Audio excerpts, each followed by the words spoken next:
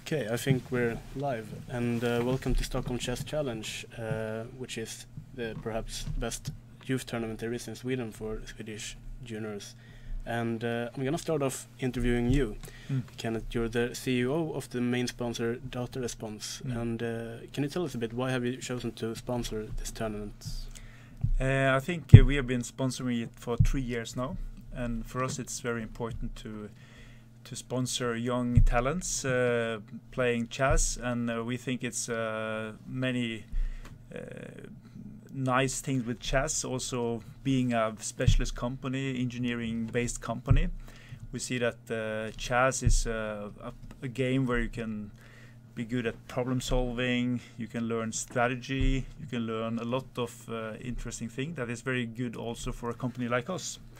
And we think it's very good to sponsor this tournament because it's also global, and you get young talented players to come together and have this tournament of this actually high quality.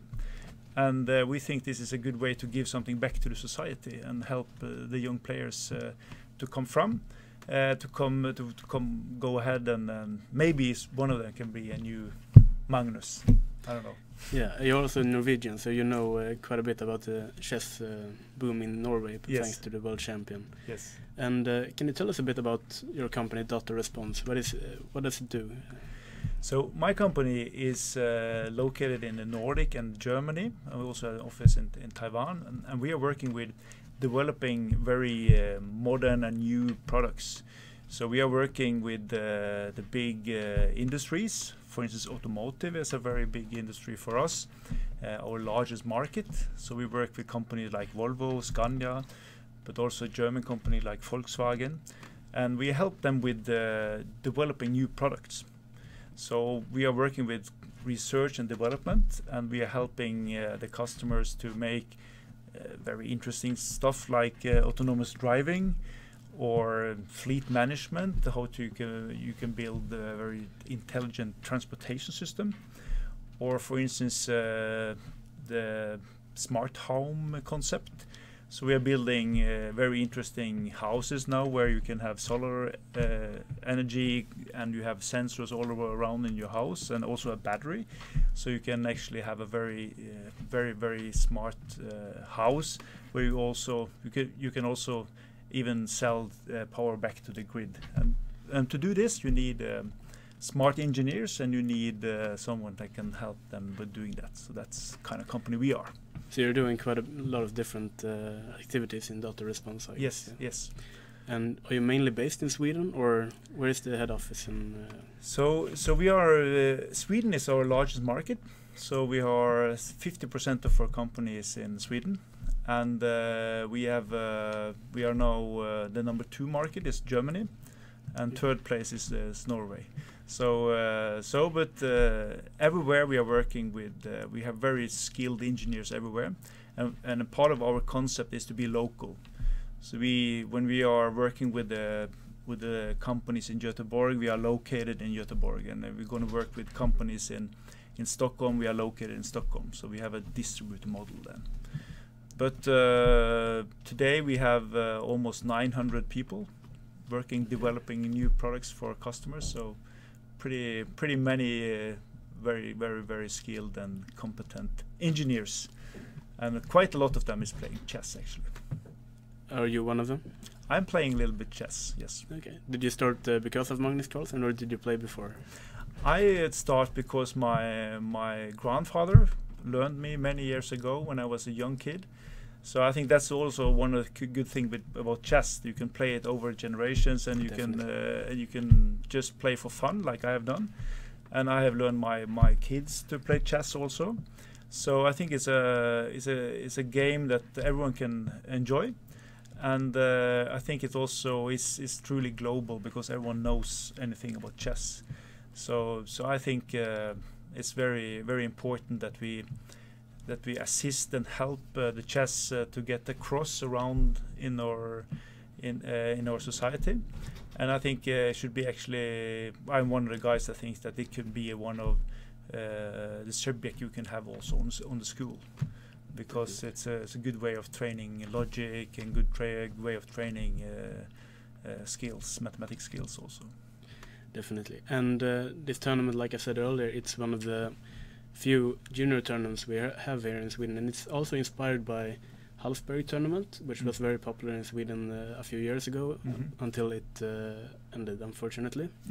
But it's a very good opportunity for the Swedish juniors to be able to play against strong international oppositions, and there are not so many tournaments in Sweden that they get the chance to do it. Usually they have to go abroad to have the opportunity, and now we're actually here in the middle of Stockholm, which is a great opportunity, of course, for them. And and you're based in Kista, right? Yes, we are based in Kista, but also we have locals here in the middle of the town as well. Okay. So we have many places, and we have almost 500 engineers in Sweden, most of them in the Stockholm area. So we are pretty focused here in Sweden, and that's why we also are sponsoring this here. So I think, if you look at our type of customers, we are working with the total industrial markets of Sweden being very international. And we know that many of our big customers like ABB, Ericsson, and everything, we know that people also at our customers loves chess. And many of them also is interested in it. So I think it's a very nice thing to sponsor. And I think it's cool. And I think that it's good that the young talents can get a place to meet, and also to have a and very good tournament with judges and everything, and so that's very good. Definitely it is, and I'm sure that the juniors are very thankful for this opportunity as well. And I should mention that this tournament is going to be, well, from today until Saturday, 9 rounds. They have the opportunity to score international master norms and grandmaster norms as well. So definitely thank you so much for coming here and joining me here in the studio, as well as seeing the games. Are you going to see some of the games right now? Yes, I saw a little bit before I come in here, and I will continue to see some of the games, so it's definitely very interesting. Okay, thank you. Thank you so much, and we'll be back after a short break.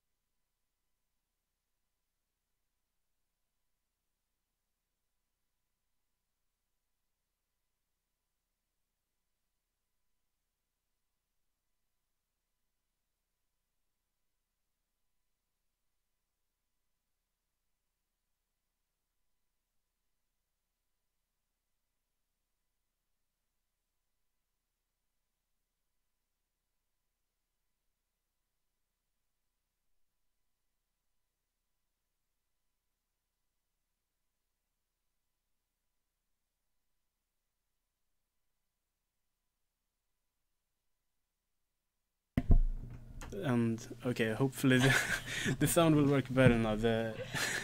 We always have some technical issues. Sorry. We should introduce ourselves Yeah, again. we should start over. Okay, so my name is Martin Lukander. I'll be your host for the entire tournament. You won't get rid of me so easily. And together I have a guest with me, Ellen Kakulidis. Yes, so my name is Ellen, and I'm a Danish chess player, and I'm here to help Martin, not with the technical issues, but commentating this tournament.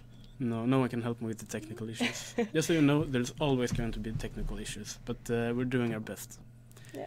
And this tournament is one of the best youth tournaments there is in Sweden for the juniors to have the chance to play against strong international opposition. It's a very nice opportunity for them to score a norm or something. Definitely. I think we have the Swedish top 5 players for the juniors here nice. as well. And like we said, all of the players here are quite young, and they're all trying to score norms and play against good oppositions. Then it's a tough tournament for the other players. Definitely. It's always difficult to play against upcoming juniors. Of course. And why aren't you playing yourself? I've been busy, so I was in Iceland recently to help coach the Danish youth team, the girls. They were playing the Nordic Championships, so I was busy with that, and I just arrived basically. And I have school later, so I don't have time to play an entire tournament. Yeah, and I don't really have a good reason why I'm sitting here instead of playing, but I guess it's more fun to talk than to play. Yeah, exactly. It's you're better on paper than in practical play. Yeah, exactly. Those who can't do have to teach. Yeah, exactly. It's like me. Yeah. And like I said, we had some technical issues with the chessboard as well, and we have to do this sort of solution until later. Anyway, we can't really move around the pieces, but we'll have to talk around the somehow. Variations. Yeah, and we're both chess players, and the chess playing community isn't that big, so we know quite a lot of the players here. And that's as well always nice. So Jungmin, he's your student, right? Definitely. I coach Jungmin a little bit, so when he wins, it's thanks to me. Yeah, I will give you the credit. Definitely, I really need it. But I'd say that he's one of the most interesting young players we have in Sweden today. I think he's the strongest junior. Yeah, and he's really gained a lot of rating recently. Definitely. He's the current Swedish junior champion as well. Yeah, so he's playing in the big Swedish championship this year. Definitely. With the strongest players. And he's becoming stronger and stronger for every tournament he plays. It's scary. Yeah. Is it thanks to you? Nobody knows. Of course it is. Are you helping him during this tournament? I won't answer that. You won't answer that. Maybe, secrets, maybe not. Secrets. Maybe people here are watching. I don't know. Okay. But anyway, he's of course very strong. He recently won his first big tournament in Gothenburg, where he quite impressive. Definitely, he scored 7 out of 8 and beat the former Swedish champion who's playing here as well. Erik Blomqvist, right? Definitely. And today he's starting off quite tough. He immediately is playing black against the top seed of the tournament, Grandmaster Nikita Mayorov from, I think, Belarus. Mm-hmm. And should we just get to it, perhaps? Look at the game. Yeah. And we see here that he plays quite an aggressive opening. Yeah. He plays the Dutch defense. He's trying to win, I think, already. Yeah, I think that's one of his best qualities. He is always trying to win. Yeah. He got this amazing quote when he played Blomqvist. Blomqvist asked for a draw, and he said just, "No, we fight." I think it's a good spirit to have as a junior. You can play on and try to become stronger, and you lose some and you win some. Of course. I mean, there's always the issue when you're playing stronger players. You're just trying to play boring and maybe score half a point and draw. Yeah. But he's always trying to win, which is I think it's a very good quality. Yeah, very. Also, it becomes interesting games. Yeah, and knowing him myself, I know that when he's trying to look at openings, so he's always trying to find positions where he can try to play for a win. So he played the Leningrad. Exactly. There are different systems with the Dutch, of course. Perhaps here we can try to play the pawn to e6 and develop the bishop It's more somewhere solid. else. Exactly. And well, instead he plays the g6, and we get sort of like a King's Indian, but with the pawn on Yeah. f5 instead of Already. f7. And I know that Jung-min has some experience playing this. He played this in Gothenburg when he won the tournament a few weeks ago as well. Maybe it's his go-to opening when he wants to win. Well, he always wants to win. Yeah, of course. And I think this could be called the first, perhaps, tabia for the position, where Yeah, black yeah. has different options. So knight c6 is also an option, and rook Definitely. e8. No, queen e8. Queen e8, Yeah. yeah. Knight c6, c6 and queen e8 are perhaps the main moves here. Yeah, and c6 is also as he played. c6 I think is supposed to be the main move today, and Okay. I have to say that I've never really studied this opening. I have a bit, but the knight c6 line mainly. Okay. Yeah, the c6 move, I don't know. I know knight c6 and queen e8 a bit, but Yeah. I know that c6 is very popular, and whenever people play this against me, I have no idea what to do. Yeah. Because, yeah, I mean, usually they play something like queen c7 and then e5, and Yeah. you could just say that generally black wants to be able to play e5, e5. and white would try to stop it, of Exactly. course. So it's like this fight. Yeah. There's actually one move that I've been playing myself here, and that's the move pawn to e6, which is not so popular, but I know that Richard Raportas played it. What's the idea? The idea is to put the queen on e7, so Instead it's easier of e8. to... Yeah, and then eventually push e5. And I think that it's supposed to be called the Christmas tree. The Because- Christmas tree. Yeah, it's called the Christmas tree variation because of this kind of pawn structure with the pawn on f5 should be the star. And I understand. it's one of the most subtle names in chess opening. Have it given you any gifts in form of wins? No. No. I don't think that's the opening's fault. Maybe not. And, well, So- maybe I should take a closer look at this because I need to know what to play here myself. But after c6 you can play different moves, right?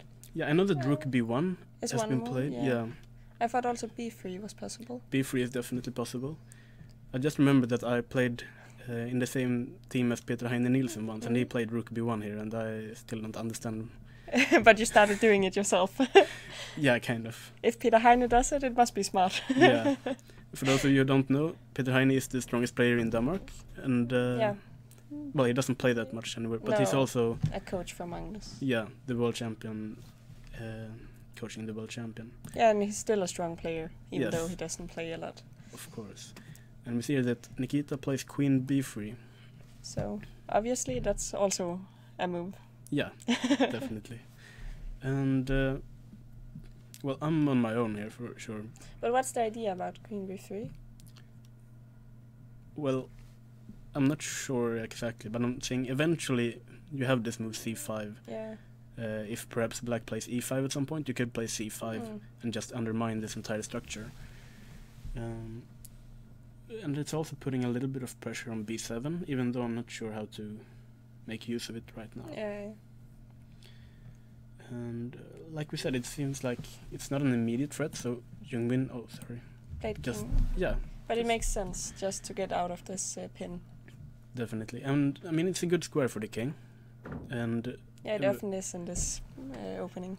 yeah, and I know that one idea is to often you put the bishop on e6, Mm. so when white plays knight g5, you can go back with the Yeah. bishop to g8 as well.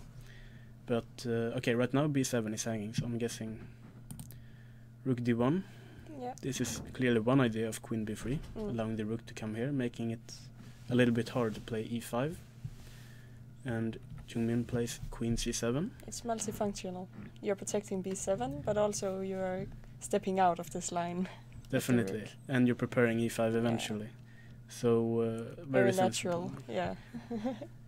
And do you know where the theory starts and stops here? If this is still well known, or No, but it looks like. But okay, he used a lot of time already. Yeah. But I think these moves looks very natural. I think so. Yeah?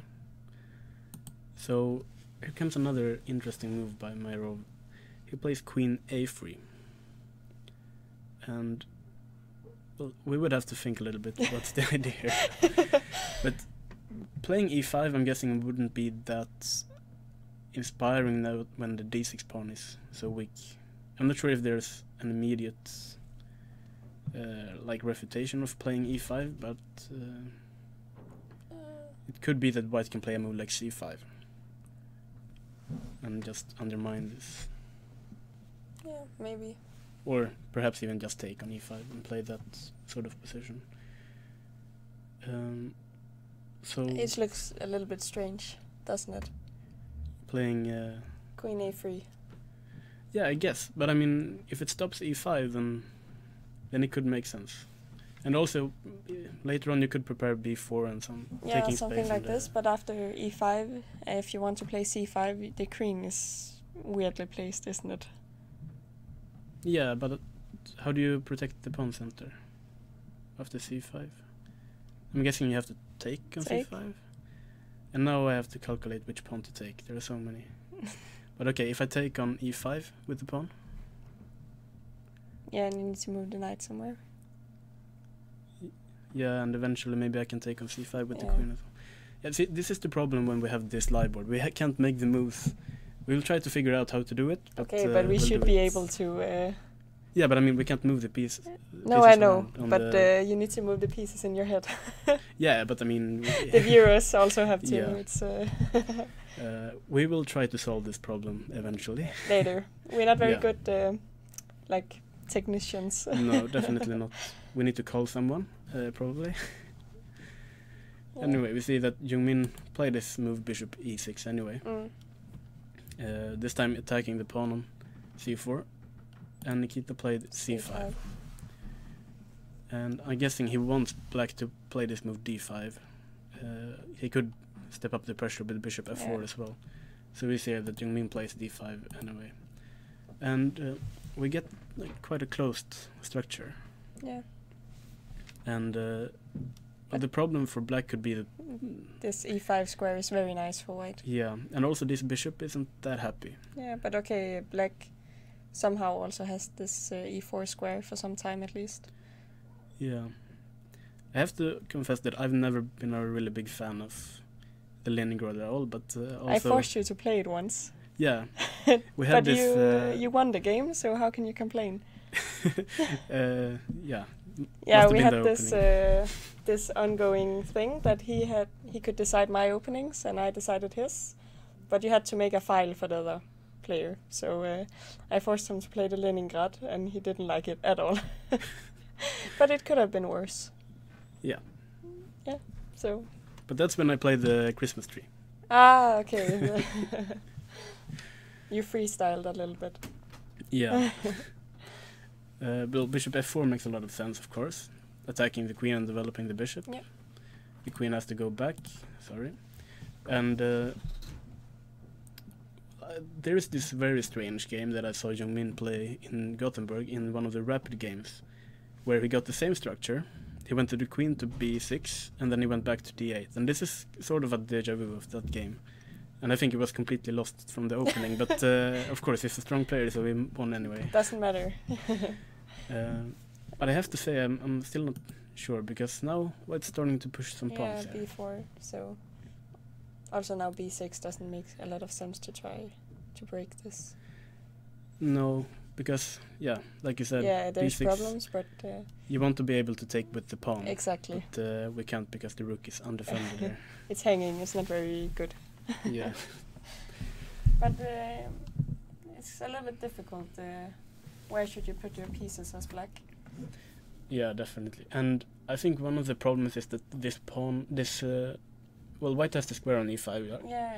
And black is supposed to have the square on e4 as in return, but he never has it like permanently Yeah, because because White. of f3. Yeah, That of course. was what I meant when I said you kind of have this square. Yeah, it's. I But- think he plays quite an interesting move anyway. He's trying to Yeah. create something on. I'm wondering about this other knight on b8. Where is it supposed to go? I'm thinking if this one jumps into e4, the other one can Yeah, just but follow, then perhaps. f3 always becomes like dangerous. Yeah, but of course, White wouldn't want to play f3 if it can avoid it. So, but I mean, it can't really go to any nice squares anyway, I guess. But on the other hand, White would have to break through somehow. We would try to create some b5 ideas. We'll see how he reacted to knight e4. Oh, this is actually the position they have at the moment. He's thinking now. Yeah, and I don't think he wants to take on e4. No. Because then probably black will take with this pawn and this bishop will gain some space. He could also take with the other pawn, I'm not sure, but... Okay, I think he shouldn't take at all. No, I don't think so either. He could play... There's always like a move like rook c1, but maybe there's something a bit more like sharper or more direct. Does he want to move the queen and play a4 maybe? It could be an idea. Try to push on the queen side. You mean move the queen back to b3 and play a4 and b5? That's one idea, yeah. So you have a space on the queen side, so probably you should try to play there, or... Yeah, I think so. There's also like a move like knight e5, perhaps. Yeah, but he can always play this move. Yeah. Yeah, I'm guessing Mayoro will think here for a while, but Jungmin has spent a little bit more time in the opening, even though it's nothing that serious yet. But I don't know. I have a feeling that I enjoy White's position a little bit more than Black's at the moment. I agree. I think it's a little bit easier to play at least right now. Yeah, we should mention that. Well, at least when we met, you had a really like positional chess style. That's a nice way of saying boring chess style. Yeah. Okay, so in Martin's opinion, I play very boring chess. I like positional play and end games and stuff like this. And I think like every position can be defended. Martin likes to attack. I used to like. You used to. Yeah, now I'm boring as well. I think I had a bad influence on you. Yeah, I blame you as well. That's why you like White's position better now. Yeah, definitely. I mean, I don't see much of an attack for Black, so yeah. But okay, we should say that Jungmin is of course a very strong practical player. He fights really well. So even if he has a bad position from the opening, he's really tough to beat. It's not bad. No, but I still think White's a bit better. Yeah, I agree. Should we take a look at the second board? Yeah. So one more young Swedish player. We have lots of them. Yeah. And I'm also a little bit biased because I'm Swedish and I'm gonna root for the Swedish players. But okay, it is nothing like the Danish players. Can you mention the last time you got 2 European medals? No, I think you have to mention it. Very what? Yeah, say like the Danish players, they won 2 European medals. The youth players. Yeah. Difficult to root for Sweden then. Well, in this tournament, I'm rooting for Sweden. Okay, I'm too. There's no Danish players either. No, they're playing. Well, we should, I don't know, make a call for Jesper Tybo, who scored his first. GM Nord. Yeah, it was very good. Definitely. In the Copenhagen Chess Challenge. Yeah, and he won the tournament also. Yeah, he even scored half a point more than he needed to. Yeah. And also the young Jonas Bjerre, who came in second. Both players were the medalists in the European. Yeah, they both scored gold, right? And yeah, exactly, 1. And they're both like doing really well.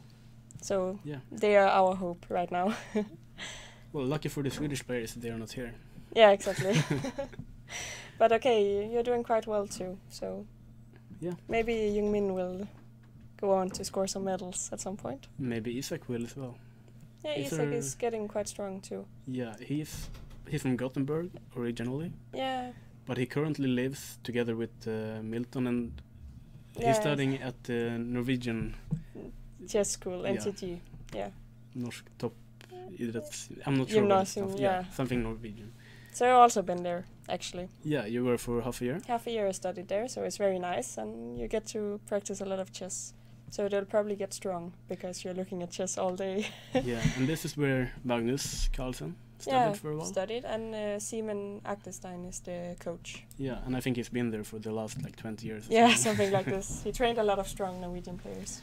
Yeah. Yeah, we can mention that the Norwegians are doing quite well too. Yeah, they're riding on this popularity wave in chess after Magnus. Yeah, exactly. So they have a lot of strong juniors at the moment. They have, of Yeah. course, Arjan Tari, who is the Who's world champion for current- juniors. Current world champion. It's very good. Definitely. They have Johan Salomon, who's also a grandmaster. Maybe he's not a junior anymore, but he's still very strong. Yeah, and they have Thor Fredrik, who's also playing here. Yeah, Tor Fredrik is playing here as well. Yeah. Yeah. One of the international masters in Norway. And he really gained some rating recently. So He it did. will be interesting to follow his games also. Yeah. There aren't a lot of Norwegians here. I think is it only Tor Fredrik? Yeah, probably. I'm not sure. We will see. But okay, back to Isaac's game. He's It's a good first move, at least. It's a very good first move. Now that we're both boring, we can agree on this. D4 is not more boring than E4. No, it's just a general thinking that Yeah, I E4 is the know. most aggressive move, but even though I don't really agree. And well, we should mention the black players as well.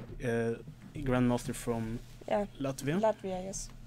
Tom Skantans, here playing with his wife. Yeah, he got 25 something, right? I think he's below 2500 because he played some tournament recently that Ah, didn't go okay. so well for him. But I think he played here the last 2 years or something. So Okay. he's been playing here before. And of course he's one of the main contenders for winning the entire tournament. It's also good with some experienced players Yeah, to challenge the youth wave. Yeah, and we see here that Kantans is going for either the Grimfield or the King's Indian. yeah. By the way, before we move any further, should we make a bet who wins the tournament or something? Okay, but Or should we guess the result for today, perhaps? Is yeah, that more? we can. Yeah. It's interesting actually because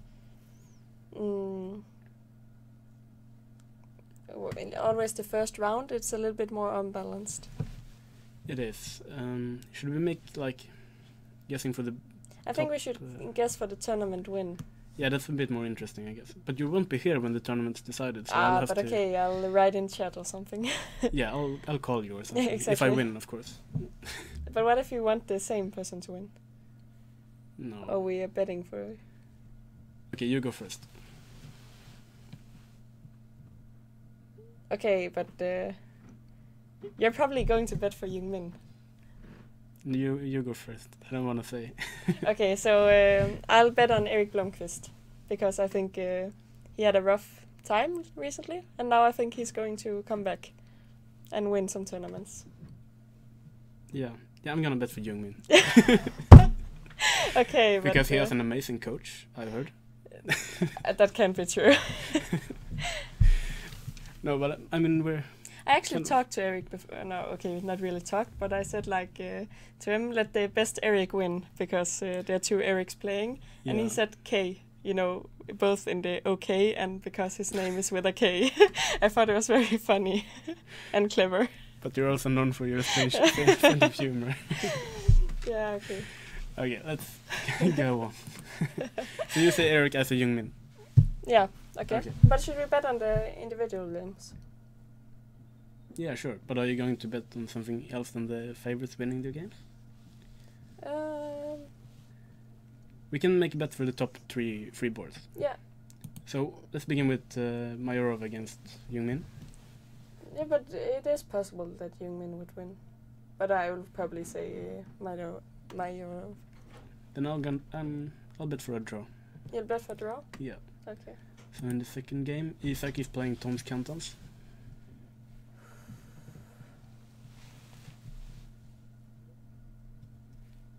Yeah.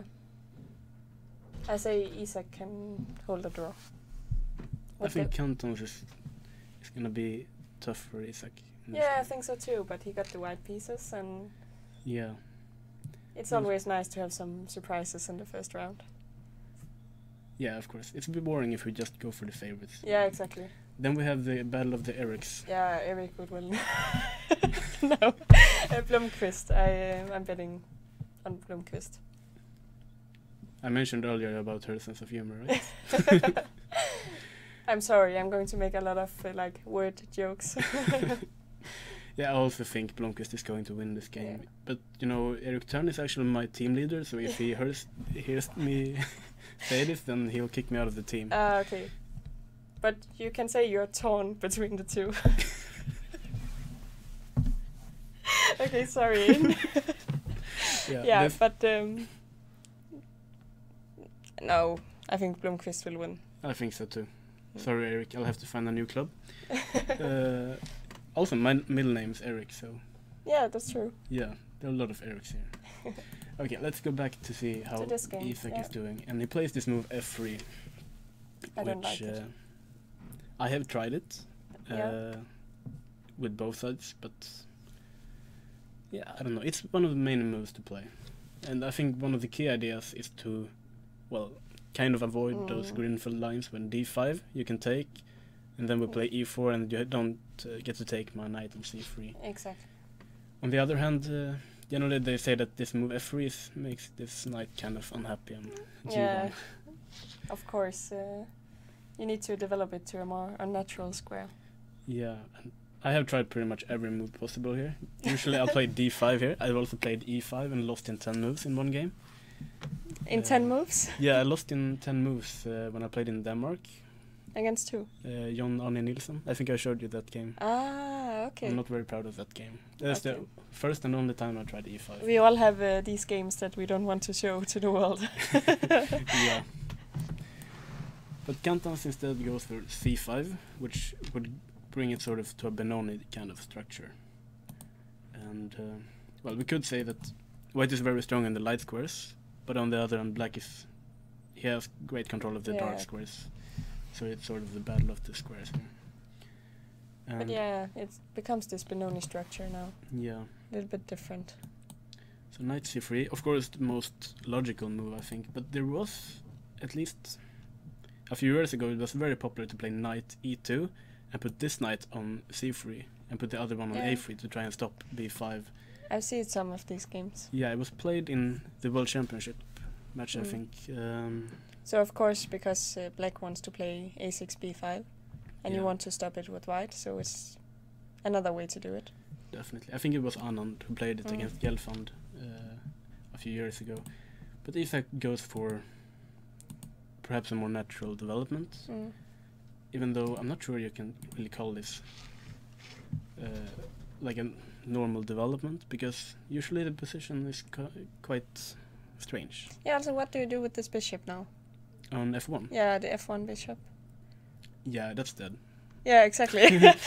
That's just a big pawn on f1. It's like, yeah, already a dead piece, but... No, but generally I think white either has this plan of just pushing on the king side, h4, h5 attack, sacrifice something and mate him. But also, you could just put the knight on g3, put the bishop on e2 and slowly push like f4 or something. Okay, but again, the knight is not very happy on g3. No, but usually it jumps to h1 and f2 later on. And generally they consider the f2 to be the best square for this knight. Yeah, okay, that makes sense, but it's a long route. Yeah. That's, for example, if we go back a few moves. If we say knight d7 is played, which looks quite normal, I think the best move is supposed to be knight h3 for white, because then we can go to f2 immediately. That's clever, actually. Yeah. At least a few years ago when I learned this stuff, it was supposed to be that way. But theory develops so quickly nowadays. Yeah, okay, but so if it makes some kind of sense, and it does. But I have to confess, this is not my type of position. And a6 has this obvious idea. Black wants to push b5. So now a4 is the most natural move. Just stopping b5. So in general, like white is doing anything to stop this b5 move. Yeah. And instead Toms plays knight e8, which I think it has multiple ideas. I mean, either the knight could be heading to c7, which would help in b5, but also the bishop is a bit more happy, and eventually maybe even f5 is an idea for black. Yeah, maybe not now, but a little bit later it could be. Yeah. So bishop d3. So this bishop and g7 is always really nice in these openings. This is sort of the pride of black's position. Exactly. The rest of the position is like... If you lose this bishop, all your pieces are looking weird. Like, look at the other black pieces. Yeah, It looks like Fischer random. it is. It's sort of like Fischer random. If you put the bishop back on h8, it's like a Fischer random position. You would do it just for the loss. What? You would play bishop h8 just because Yeah, it looks exactly. funny. It looks like a funny position. I have to stop doing that. Anyway, knight d7 played. I thought it was kind of weird playing bishop d3, Yeah. but I'm not sure. I mean, e2 looked more natural for me, because now either knight e5 is a problem, Yeah. or eventually c4 with tempo. It feels like there's going to be some tempo loss, but maybe he wants to put it like on c2 or something. Yeah, that's quite possible. Then he would stop f5. Yeah, At exactly. least, yeah. Because on e2 it isn't really doing much also, that's the problem. I'm not completely sure about the literature about this position, but I know that the Danish grandmaster Lars Schandorf Mm? wrote a few books on d4 when he recommended this setup for white. Ah, Uh, sorry Shandorf for not reading this. but I'm pretty sure the bishop was on e2 in his lines, but I have to make sure. I never really looked into that chapter much. But we see a rook b8. He's preparing eventually B5. to push b5, and one idea is, of course, white could push A5. a5 at some point, but then maybe black can play b5 anyway. But then you have the possibility to take. Yeah, It's often the idea. and then we and- have this battle when the a6 pawn is Yeah. weak, but the b2 pawn is weak as well. And then we can discuss which pawn is weaker. Yeah. So bishop e3 seems quite natural. Knight c7, so obviously b5 is about to be played. And we see here that this is exactly what happens. a5, b5 is played anyway. It takes, rook takes.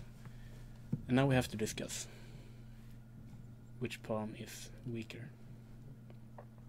Often, like when I play this type of positions, I think the b2 pawn is always weaker. It feels like I get attacked all the time.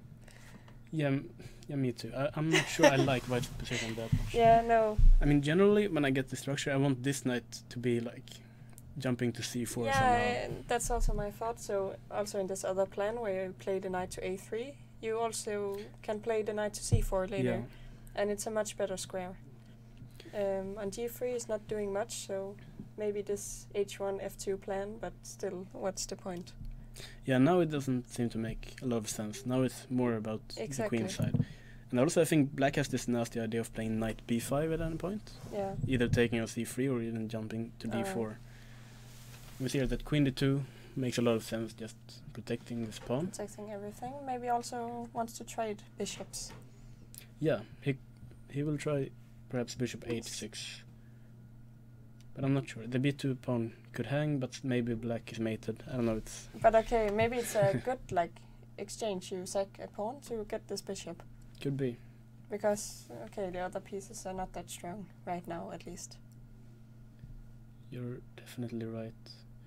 And this was an interesting move. That's why I hesitated for a bit. Rook b4. So he's really eyeing this square on d4. But I'm not sure which piece he's gonna put there, like the knight or the bishop, or maybe he's just teasing white that it can't drive it away. It's generally a decent square for the rook, I guess. But okay, it's like a dream square, actually.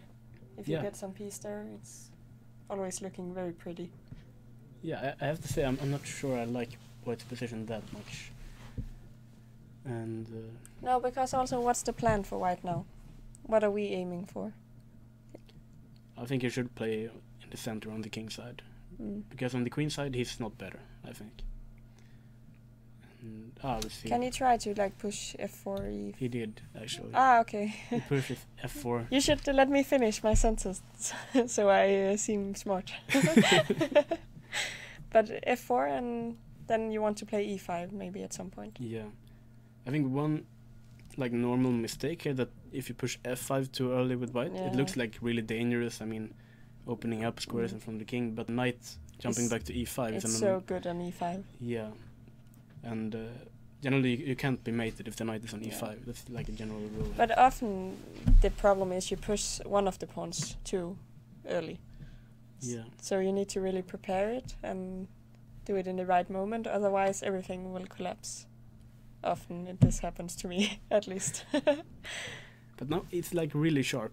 Yeah. I mean, white will really try to attack black in the center and on the king side. And there will be a lot of tactics and stuff to calculate there.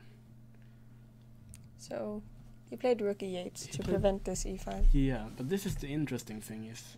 Does it prevent e5? Yeah, I don't know. Isaac didn't think it did. Maybe he didn't care. He just thought, it's the only move I can play. Yeah. And I'm pretty sure, I'm not completely sure, but I think the idea is if you take, then he'll try to play f5. And open up because you don't have this e5 square. Exactly. I mean, this is sort of a normal idea in the... But maybe there's also, if you take, you can play d6. So the knight has to move, and then we jump in with the knight on d5. So maybe this rook on b4... is awkward. Yeah. But like I said, there is so much to calculate here. And we see on Isaac's time, he has spent a lot of time here. But it makes sense, because it feels like one of these positions, you play one bad move and it's lost. Definitely, yeah. And, whoa, this is an interesting move. Tom plays f5. Yeah. Don't know what to say. No, this is... But okay, I think if you push the pawn now... to e6. Yeah, it seems weird. Why? Doesn't it? A little bit, because sure. the bishop becomes so strong, and you can never do anything about it. No, but... And still, this pawn on e6, what's the idea? You can't like move it. No, if I play e6, then I have to sacrifice on f5 at some point, I think. Yeah, exactly. You need to go for this attack. Yeah, but I mean... Which I prefer not to, but... But don't tempt Isaac. If he gets the chance, he'll sacrifice. Yeah, probably. I don't know. I've never played Isaac. I don't know if he's aggressive. I actually played him. You beat him, didn't you? Yeah, I did. No, wait, I didn't. Did I beat him? I think I... yeah, I did. You did? It was in Mannheim. Yeah, I played this Mannheim Chess, and we only had 1700 at the time, so we are both quite a bit weaker than we are now. So, but I won the tournament, and at that point I was better than him, at least.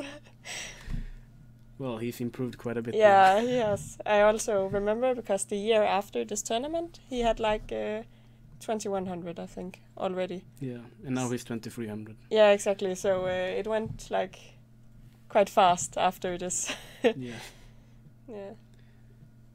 But I mean, f5 is such a provocative move for me. Yeah, I think it makes some kind of sense. Definitely, but I mean, I really want to play e6 and sacrifice. But okay, if you close everything on the king side, then you play on the queen side and win. Yeah, of course. But if I play e6, I have to sacrifice at some point. Yeah, but then he needs to calculate if anything works. Otherwise, yeah, got some problems. Also, so does black. If you play e6, are you going to go with the knight to f6? I think so, and try to attack. Yeah, and also you're looking at this e4 square, and suddenly your pieces make sense. Yeah. Maybe. Yeah, I'm not really sure if the sacrifice is... I don't think it's very sound, but it's always fun to sacrifice. At least when we're just analyzing, and we can sacrifice all the pieces for them. We can sacrifice everything, and it has no consequences. Yeah, I mean, this is why I commentate. Exactly. But it's a shame we can't look at a board now. It could be interesting to look at some lines. I mean, I have a feeling that the analysis would just yeah, run off track and yeah. But I mean, you really don't want to take on d6, I think. No, that's also very weird. Yeah. Can you like do nothing? But then we have to make a response to taking on e5. Yeah, and I was. We have to make d6 work. Maybe we can do this instead. Then we don't have to choose right now. Do what? Yeah, like make d6 work, in case he takes. Yeah, for sure. So I like this knight on d5. If we get this, it's very nice. It is. I mean, it's sort of difficult to find a good waiting move for white, I think.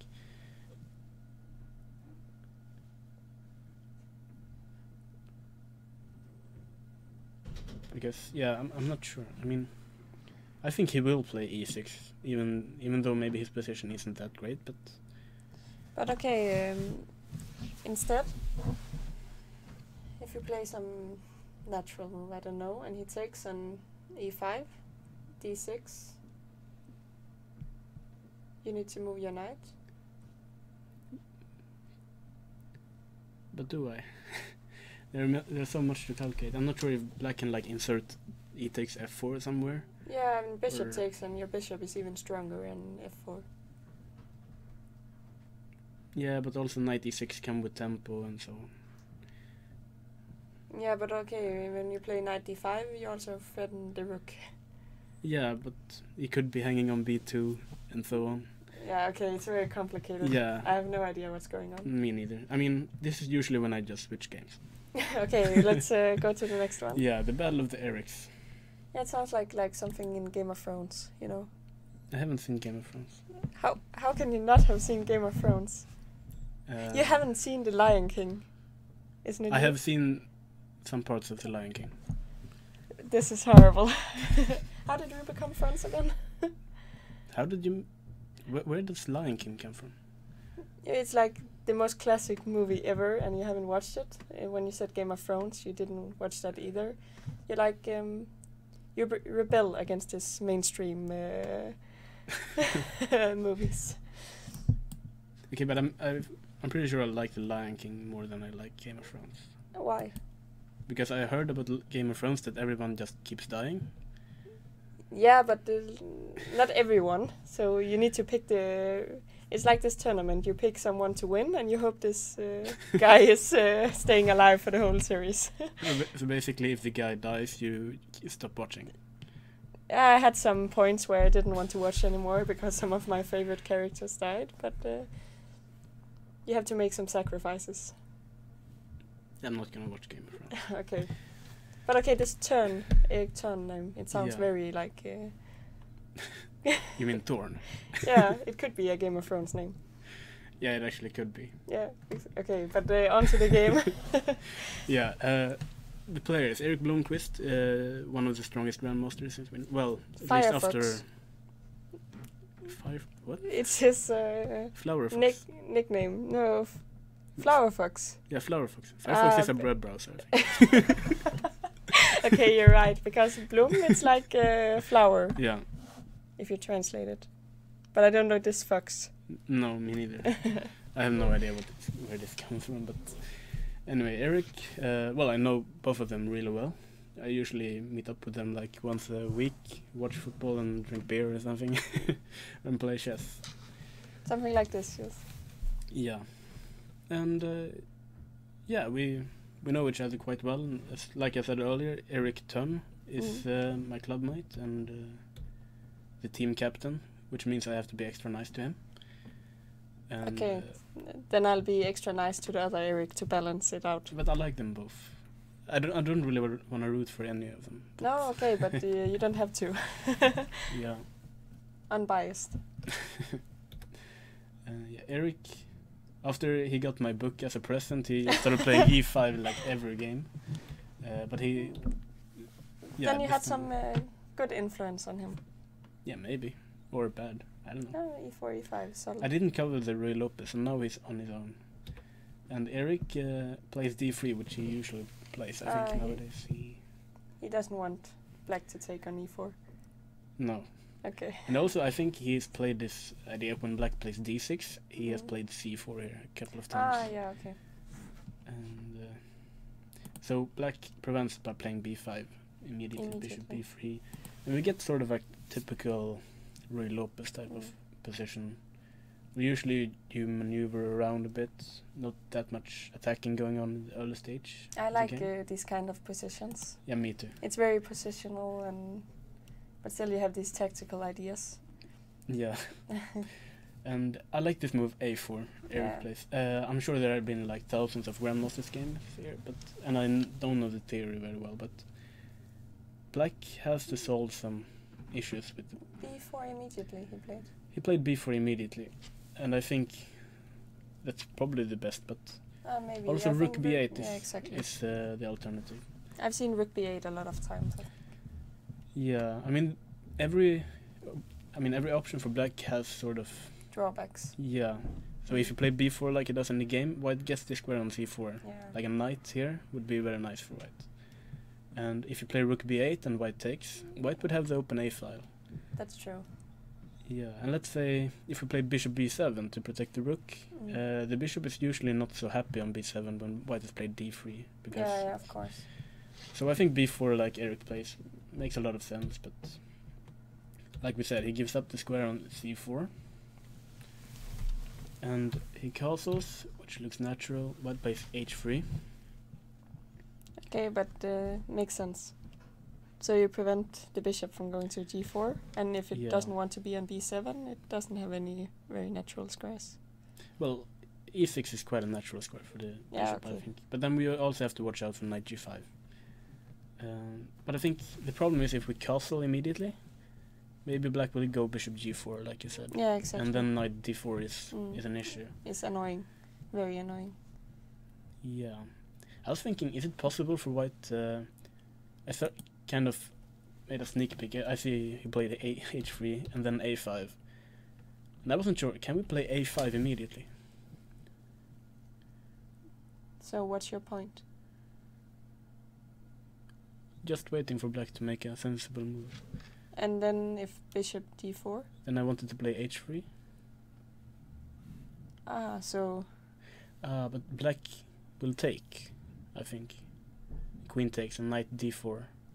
okay, and then we lose the white squared bishop. I think that's the problem. Yeah, I'm guessing Eric knows this stuff. Both of them. Both areas. I think we have to say like last names. Yeah, it's not to better. confuse everyone. Bishop e6, so apparently he's not afraid of knight g5. Possibly he can simply play bishop d7, and then h6, and then go back with the bishop. Ask what the knight is doing on g5. Yeah, but on the other hand, white gets to play this move a5, which I kind of like for Yeah, white. I also like it. Because this pawn is always a little bit annoying. Like bishop a4, bishop d2. You always need to look out for this pawn now. Yeah. At the same time, you also get some space with white. So Do you think like black should have played a5 here himself? to prevent this, Yeah. actually kind of makes sense, right? Because you can always put your bishop in e6 in the next move. I think so. I mean, I don't see a way for white to prevent this. Is there any drawbacks about this a5? There are always some drawbacks, but I was thinking maybe white can play a move like knight e3, and black doesn't have this idea of maybe pushing knight a5. But I'm not sure. I don't think that's the problem. Seems like... Can you ever like put your knight on d4 and just let him take? Or is it dangerous because you get... No, I think it should be interesting, especially if white plays knight e4. Yeah, exactly. I was thinking. But white will probably take and jump back to c4. And then try to just claim that he has a nice knight. I'm not sure. Yeah, I don't know. Complicated position. Yeah, I'm sure this has been played before, but I don't know the theory. But I agree with you. A5 looks nice. Yeah, I'm starting to prefer white a little bit here. It's incredible that we are like agreeing on everything. Yeah, instead of the usual fist fights. Yeah, exactly. So we are often discussing different positions. So we actually have a game hanging because I claimed that I could defend the position, and Martin claimed it couldn't be defended. No, I think it can be defended. I just think it's... You don't think I could do it? No, I don't think I could do it either. Yeah. I still think it's decent. But we'll take that discussion later when we play. We can ask the Erics after the game. Yeah, exactly. That will be the first question we ask. Nothing about their own game. Yeah. Okay. But he plays knight d4 anyway, which... I still think it makes sense. Yeah, but I mean, this is sort of... I'm sort of afraid going for this kind of pawn structure because, well, white always has this idea of pushing f4. F4, yeah. I think this was the same structure, sort of the same structure was played in the World Championship, Carlsen against Karjakin, when white could castle and play f4. And I don't know, I kind of prefer white. Yeah, also after f4, it's difficult because suddenly white has a lot of space. Yeah. Black has like 5 against 4 on this side of the board. But the pawns are doubled, so... Yeah, exactly. And you're always afraid that there's going to be some attack suddenly. Yeah. I'm not sure if I like this knight d4, but it's difficult. I mean, queen d7 must be bad because of bishop a4. Yeah. And that's a really awkward. And Yeah, and you're never getting out of this pin. no, I'm not. So I don't think that's a possibility. But I mean, knight d7? Okay, I have a weird move. Can you play like knight a7 to b5? You're right, that was a weird move. Okay, it's not possible at all. No, I mean... Yeah, maybe. Usually you want to push c5 on something, and I think it's the most natural square for the knight if you're not going to play. But do we want to push c5 or not? Because then knight b6 and so on. Ah, that's true. But okay, what's the knight doing on b6? On where? If you go to b6? No, I will trade the bishops, then I will jump back and Yeah. play this structure. No, but could we play knight d7 and just knight c5 something? Yeah, like this instead. But still, I think knight d7, bishop a4 is... It's annoying. Yeah. Yeah, I'm not sure. I think black may have made You can something... play the other knight too. You can do like knight b8 to d7 to c5. That we actually could play. Yeah, probably. Yeah, it's you got some time if you don't know what to play. Yeah, It's I at mean, least a white... plan. yeah, it's a plan. And white will usually have to want to play d4 quickly. But then he has to defend the pawn on e4. Yeah, knight b8 could be a move. I'm still pretty sure white's better, but it's a plan at least. Yeah, okay, so knight d4 he played. Yeah. But you're right, after f4 at some point, it looks a little bit unpleasant. Yeah, I think I would rather be white at least. Yeah, me too. And Also these pawns, like this b4 pawn can be weak, and yeah, knight d2 is quite interesting because now the bishop on b3 isn't that good. I mean, Yeah, it could go to a4, but then knight c5 will just hit it, and so he just decides to trade it. I think knight d2, so it's traded, and I think it makes a lot of sense. Also this Yeah. bishop on e7 is not very good. yeah, c5 defends the pawn, but now he goes back to c4. And he got all these nice white squares. Yeah, I mean, this knight will be on c4, and white play b3 and Yeah. f4, and yeah, I'm pretty sure white's a bit better. It doesn't win itself, but black's position surely has to be a bit unpleasant. Where is the white's black bishop going? No, it's not going anywhere. Nowhere. It's going nowhere. No, but I mean, that's sort of the problem, I think. Black Can can't do anything active. Can you play it like to f4 and then some other square and then push f4? To Wait, put it on this diagonal instead? what move do you want to play? No, after knight c4. Yeah. Black plays something. And Yeah. then I was suggesting bishop f4 to maybe put it on this other diagonal to point at Yeah, this for sure. d6 pawn. Yeah, definitely. I mean, white can push f4 anytime he likes, I think. Yeah, exactly, and maybe he can put all his pieces on perfect squares before doing anything. I don't Yeah. know what black's plan is. No, that's the problem. And look at the time. I think black has spent a lot of time. Yeah. Also, the problem is you would like to put your knight on e5, but it always gets pushed by f4. Yeah, he played rook b8. Yeah. b3 now. Or I'm not sure. b3 is a move. Yeah, I don't really want to allow knight c4 and maybe black can annoy. yeah, exactly. So just maybe b3 and then you play knight c4 and just Yeah. continue with whatever plan. Either b3 or f4, I think. Yeah. But I'm just thinking. Yeah, I like b3 more. Yeah, also me, because you take control of every square on the queen side. Yeah. So, should we take a look at board number 4? We have another Swedish young Yeah, player yeah. here. We have Milton Panzar, who is, I don't know, he's 16? He's very Sweet. young. Yeah, and FIDE Master, of course, and he's done really well in this tournament before. I think. Yes. Yeah, I think last year he was quite close to an IM norm. Ah, okay, very good. But yeah, the last couple of rounds weren't working. And that he's well for him. also at the NTG. Yeah, he lives together with Isak.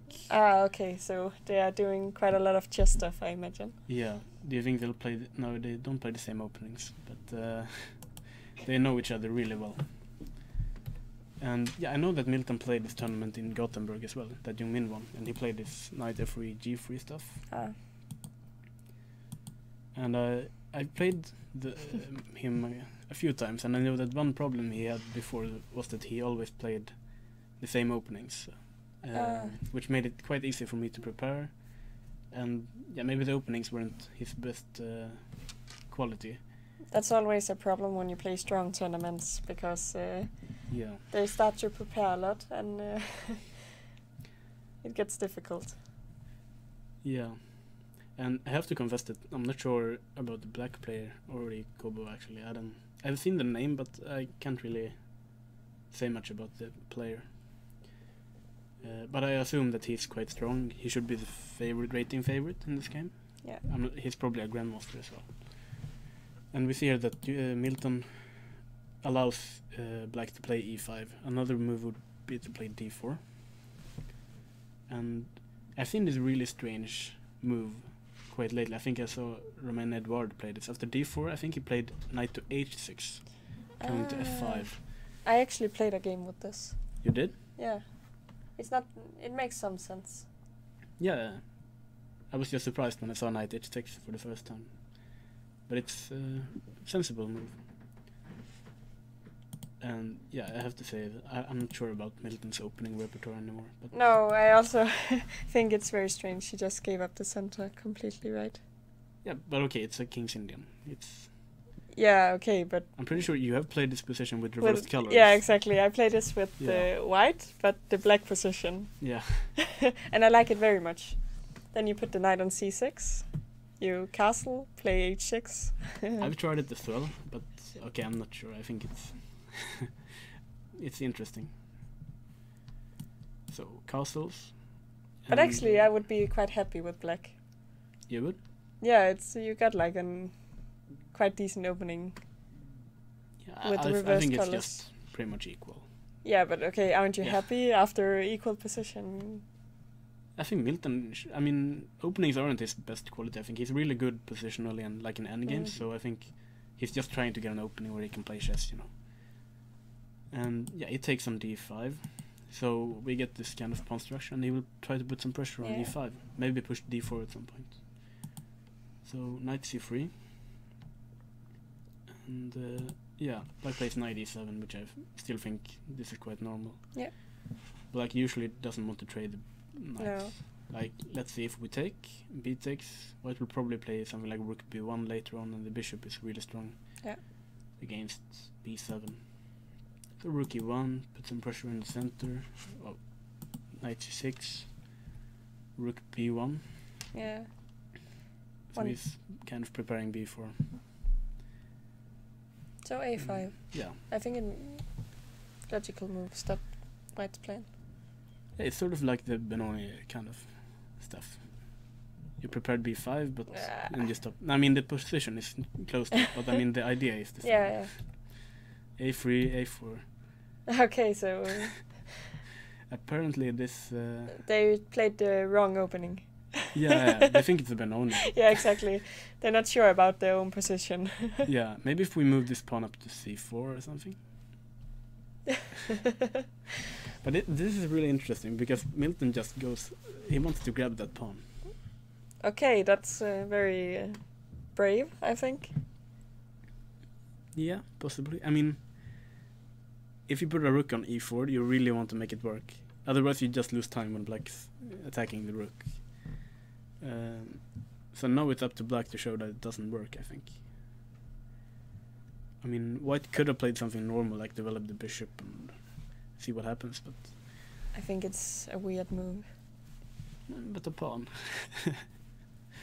But okay. I'm pretty sure that Blomqvist would approve of this. Okay, but Blomqvist is grabbing every pawn. Yeah, this is sort of like a running joke. We should mention that Blomqvist likes to grab pawns. Pawns. Yeah. I'm not sure how much, if it works that well, but No, okay, but materialistic approach to chess. yeah, You take anything you can get. definitely. I mean, I like grabbing pawns as well, but I really want to make sure it works, and now it's up to Milton to prove it. So knight d5, and okay, we can't take with the rook, obviously, because he will take on c3 and attacking the queen.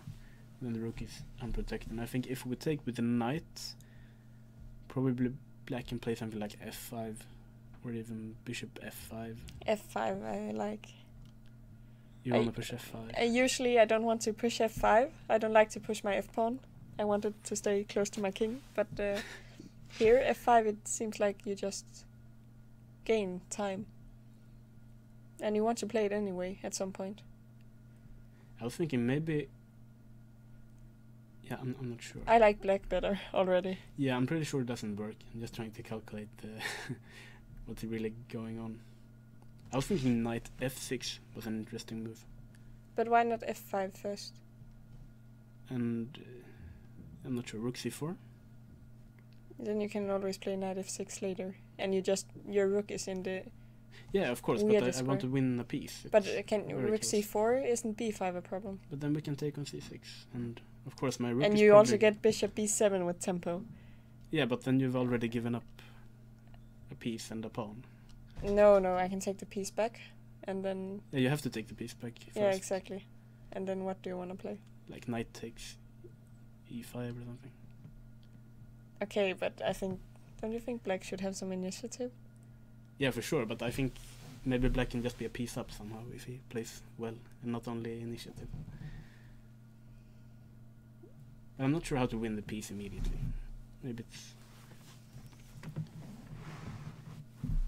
Maybe something like after rook c4 you should play knight a5 and the rook is running out of squares or something. Anyway, we see that it takes. I'm pretty sure he didn't. This can't have been the plan from the start. Or can it? No. I think knight g5 is a really serious threat. Okay, so this move. It's like a advanced rook lift. Yeah. Who is it? Is it Grishuk who always puts his rook on the fourth rank? And it's always like almost trapped, but not quite trapped, and then he wins. I think Grishuk is really good at... It's like some kind of Schrödinger's rook.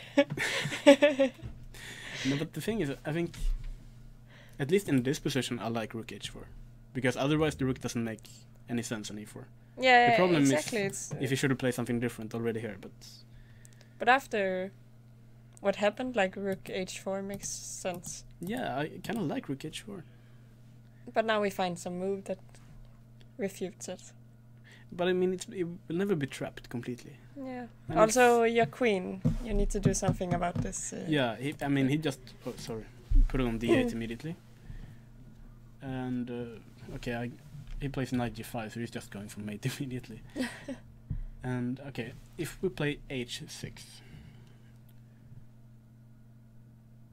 Let's see what happens. I have no idea. This. But I mean, one problem could be that white just wants to take here. And, well, black has the bishop pair, but white has much better pawn structure. Maybe but also the king is kind of weak if we take on c6. Yeah, that's often a problem when you have this g3 structure. If you just take something with the bishop. That's like Isaac's bishop in the Benoni on yeah, g7. Exactly. It's the that same. Was the beautiful piece, and we don't really want to give it up, but we see here in the game that he just gives it up anyway. He didn't care. No. He's not listening to this. Well, we should hope he's not. Yeah, of course, but... Then we have some serious issues. But what is it? But now I think... who? Black or white? No, white. Yeah, now like the white pieces, it seems like they are going to slowly walk backwards. And then we ask... It's not even slowly. I mean, queen d2. It's not slowly going backwards. It's just very bad, I think. This can't be right. Something must have gone wrong from Milton, I think. This looks horrible. You're actually right. What is he going to play now? But I mean, if it wasn't enough just giving away the bishop, I think eventually black can just play bishop b7, c5. And you're really weak, but also this is a horrible arrangement. I think this king is a problem at some point. Yeah, I would be happy if the king is just a problem. I think. Yeah, you mean you have some more concrete problems right now? Yeah. Yeah, for sure. Okay, but can we solve them somehow? Can we sacrifice something? That's always the first thing you look at. Yeah, I'm the type.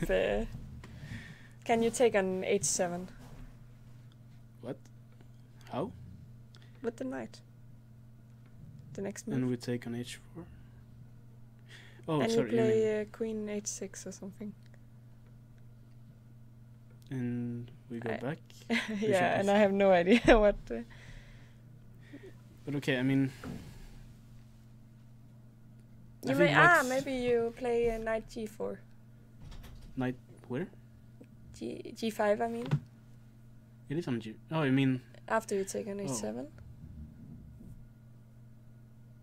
Yeah, you could take. Bishop takes and you. Queen f8. Yeah, okay, d6 it's not ideal. Also. But I mean, black has an extra move. We have to use it somehow. I mean, you could play h5. I don't think we're getting mated, but I think one of the white's ideas is to play rook c4 and then knight e4 and slowly just get your pieces out of there. But okay, then black got a lot of time to do stuff. Yeah, but what else?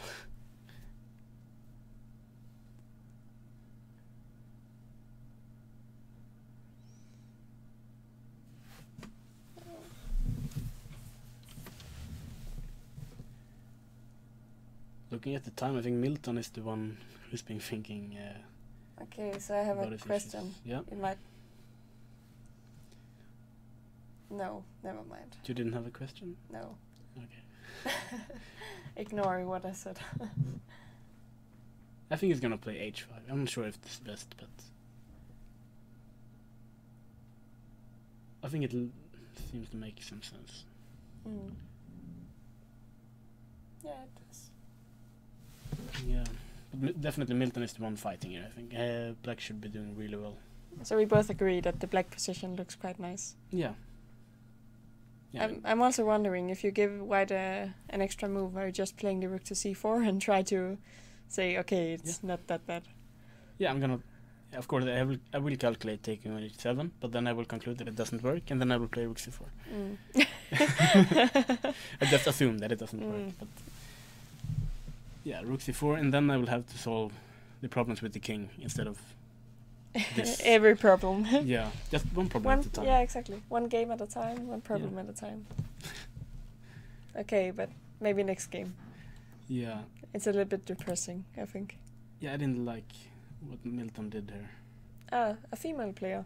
Yeah, Anna, the wife of Tom's Kantans. Mm-hmm. I think she's from Poland. Yes, I think that's correct. I saw her card. Yeah, I think they both played here at least 2 years ago. I'm not sure if they played last year. That's nice. And they probably... the 4 knights. Yeah. One of the... Well, of course, this is a position where white has like 10 different moves to pick between. Bishop but, b5. Yeah. I'm not sure about this white player anyway, but I think he's one of the grandmasters here. Omer.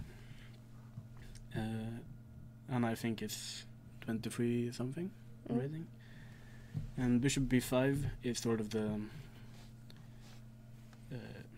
you could call it main lines. Yeah. Because this is what the elite is playing if they want to win.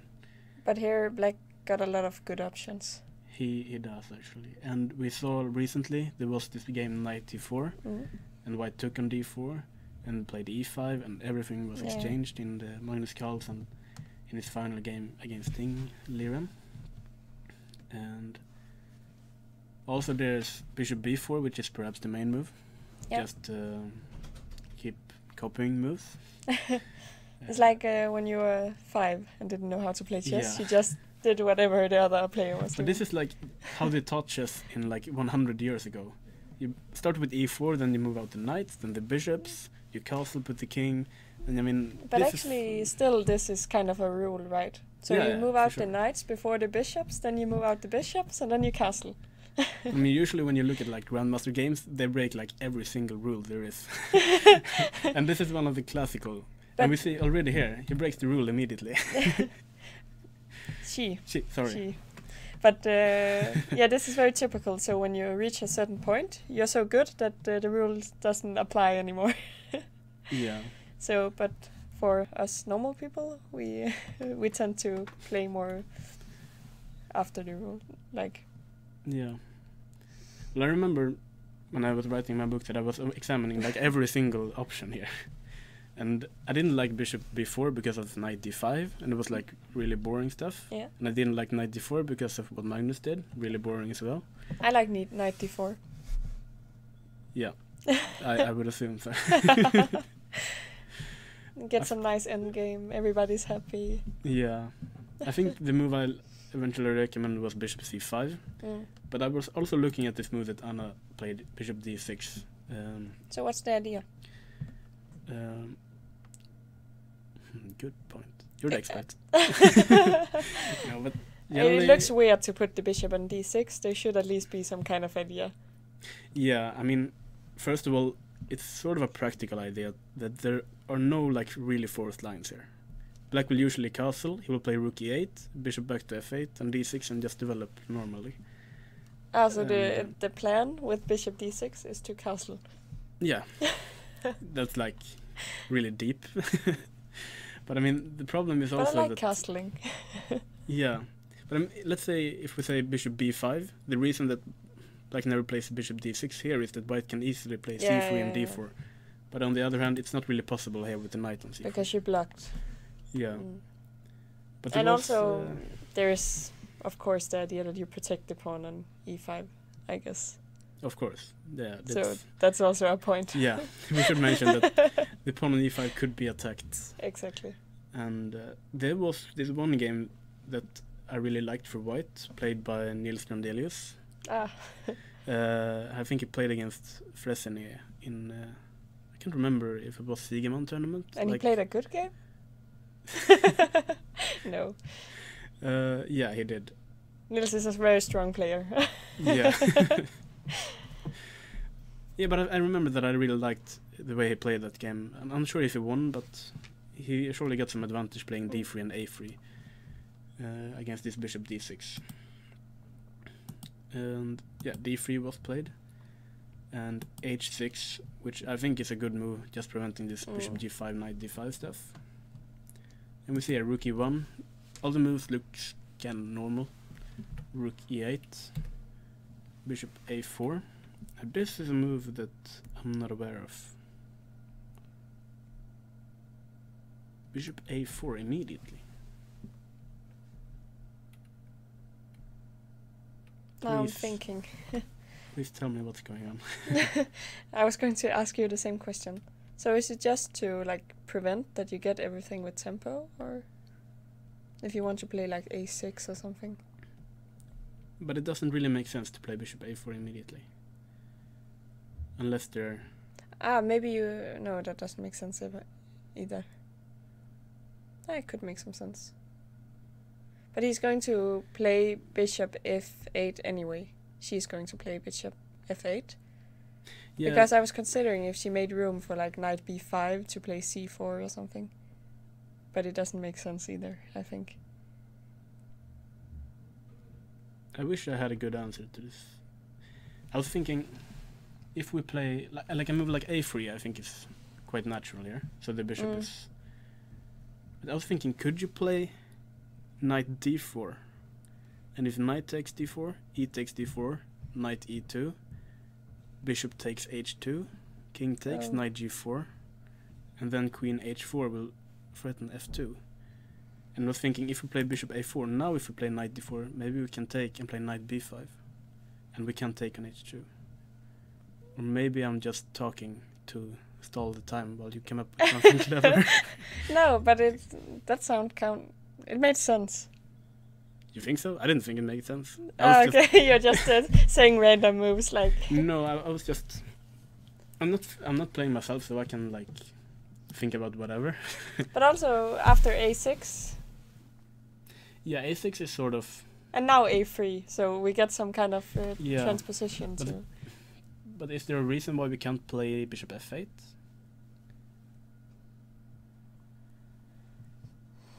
I think a6 is a perfectly fine move, but I was just trying to like take advantage of this move bishop a4.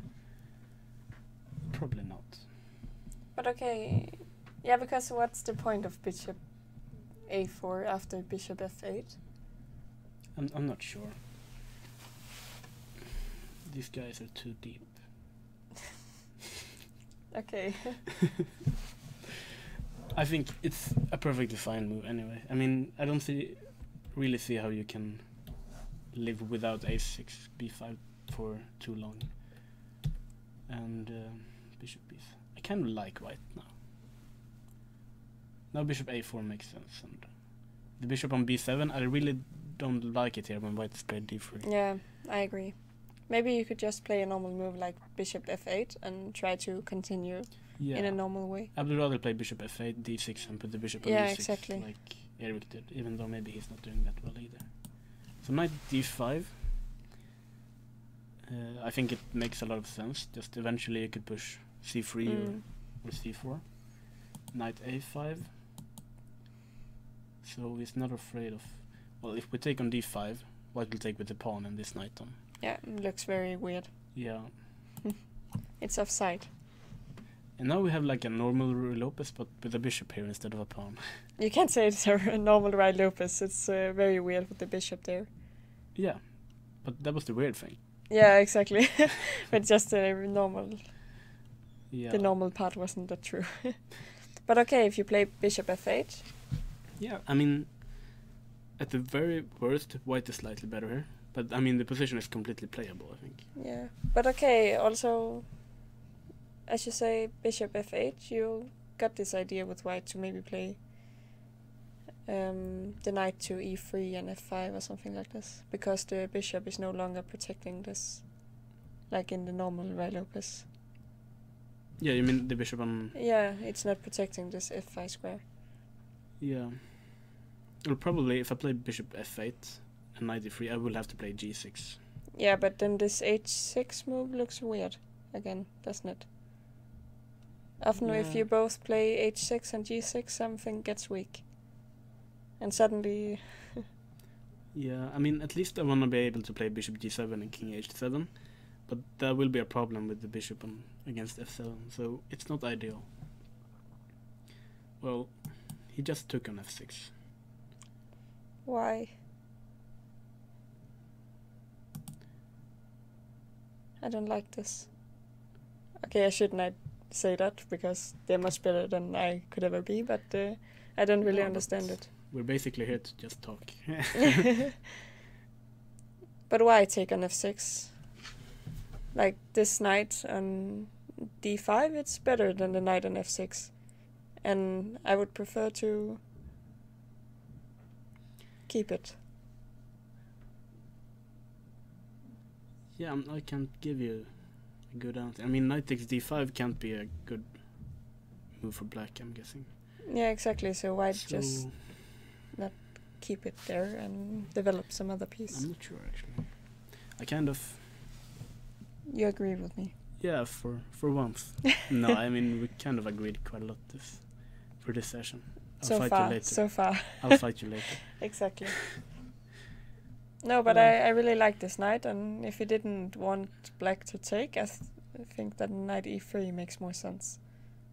Then you're still pointing at all these nice squares. Yeah.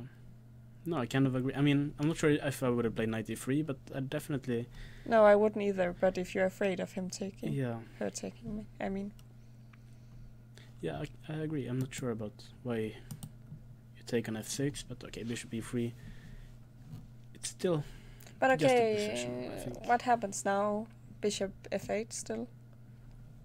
Bishop f8 looks very natural. And then you can always play d6 and maybe g6 or something. Yeah, I mean, maybe he's just going for a slight edge, like bishop f8 to go c3.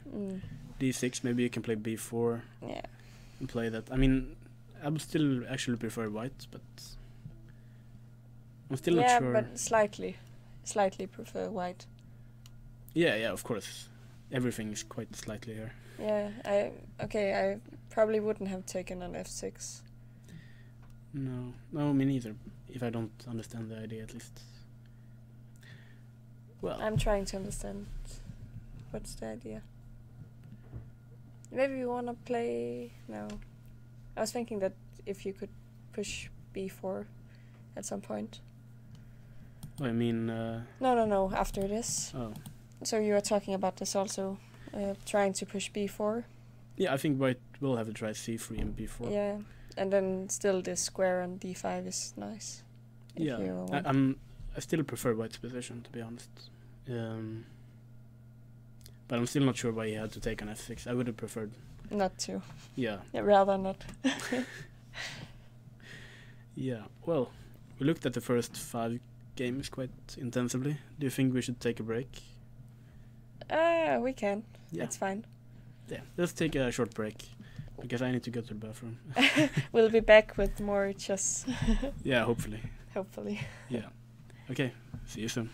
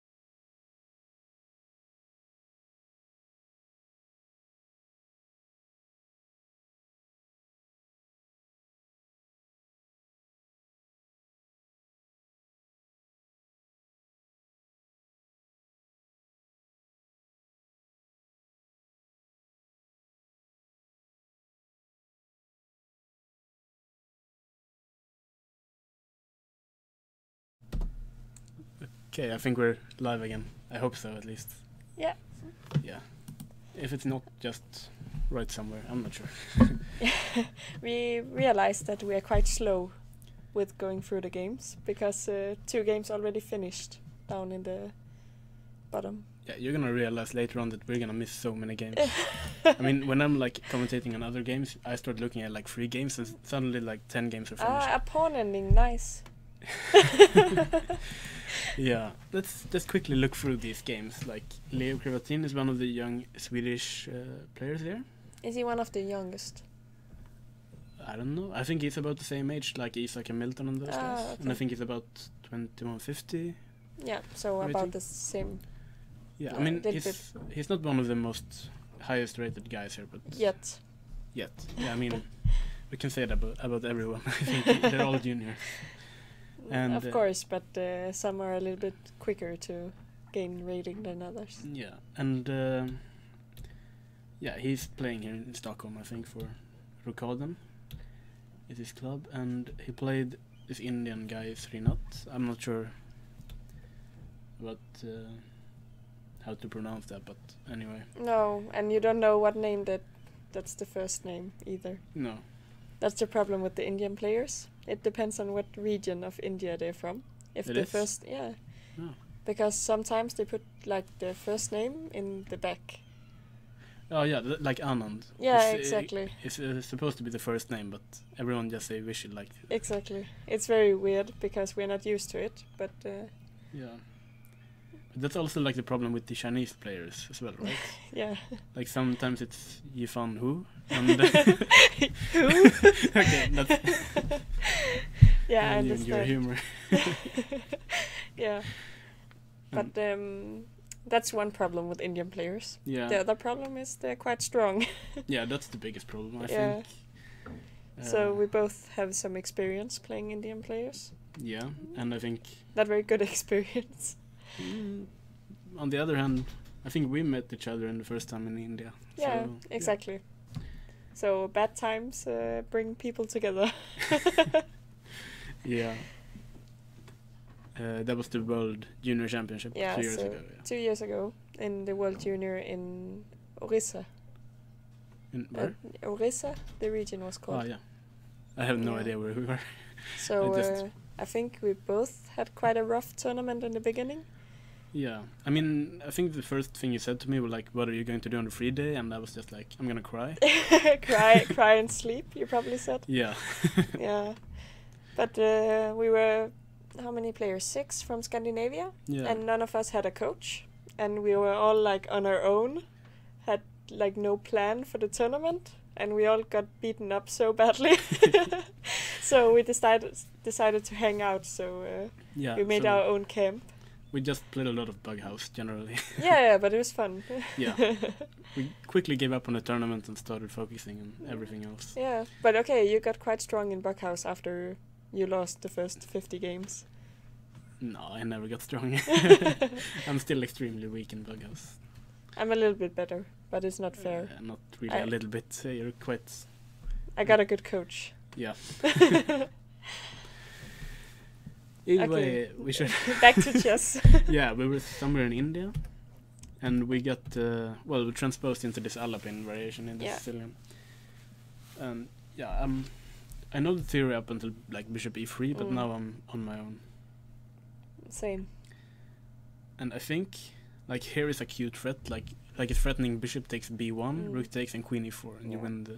No, you don't even win the. Okay, I'm not sure what I'm talking about. Why you don't win it? No, Bishop E3 protects. You can protect both. There's supposed to be axes. some tactic. Anyway. But go back, can't we find it? Well, Queen A4 doesn't work.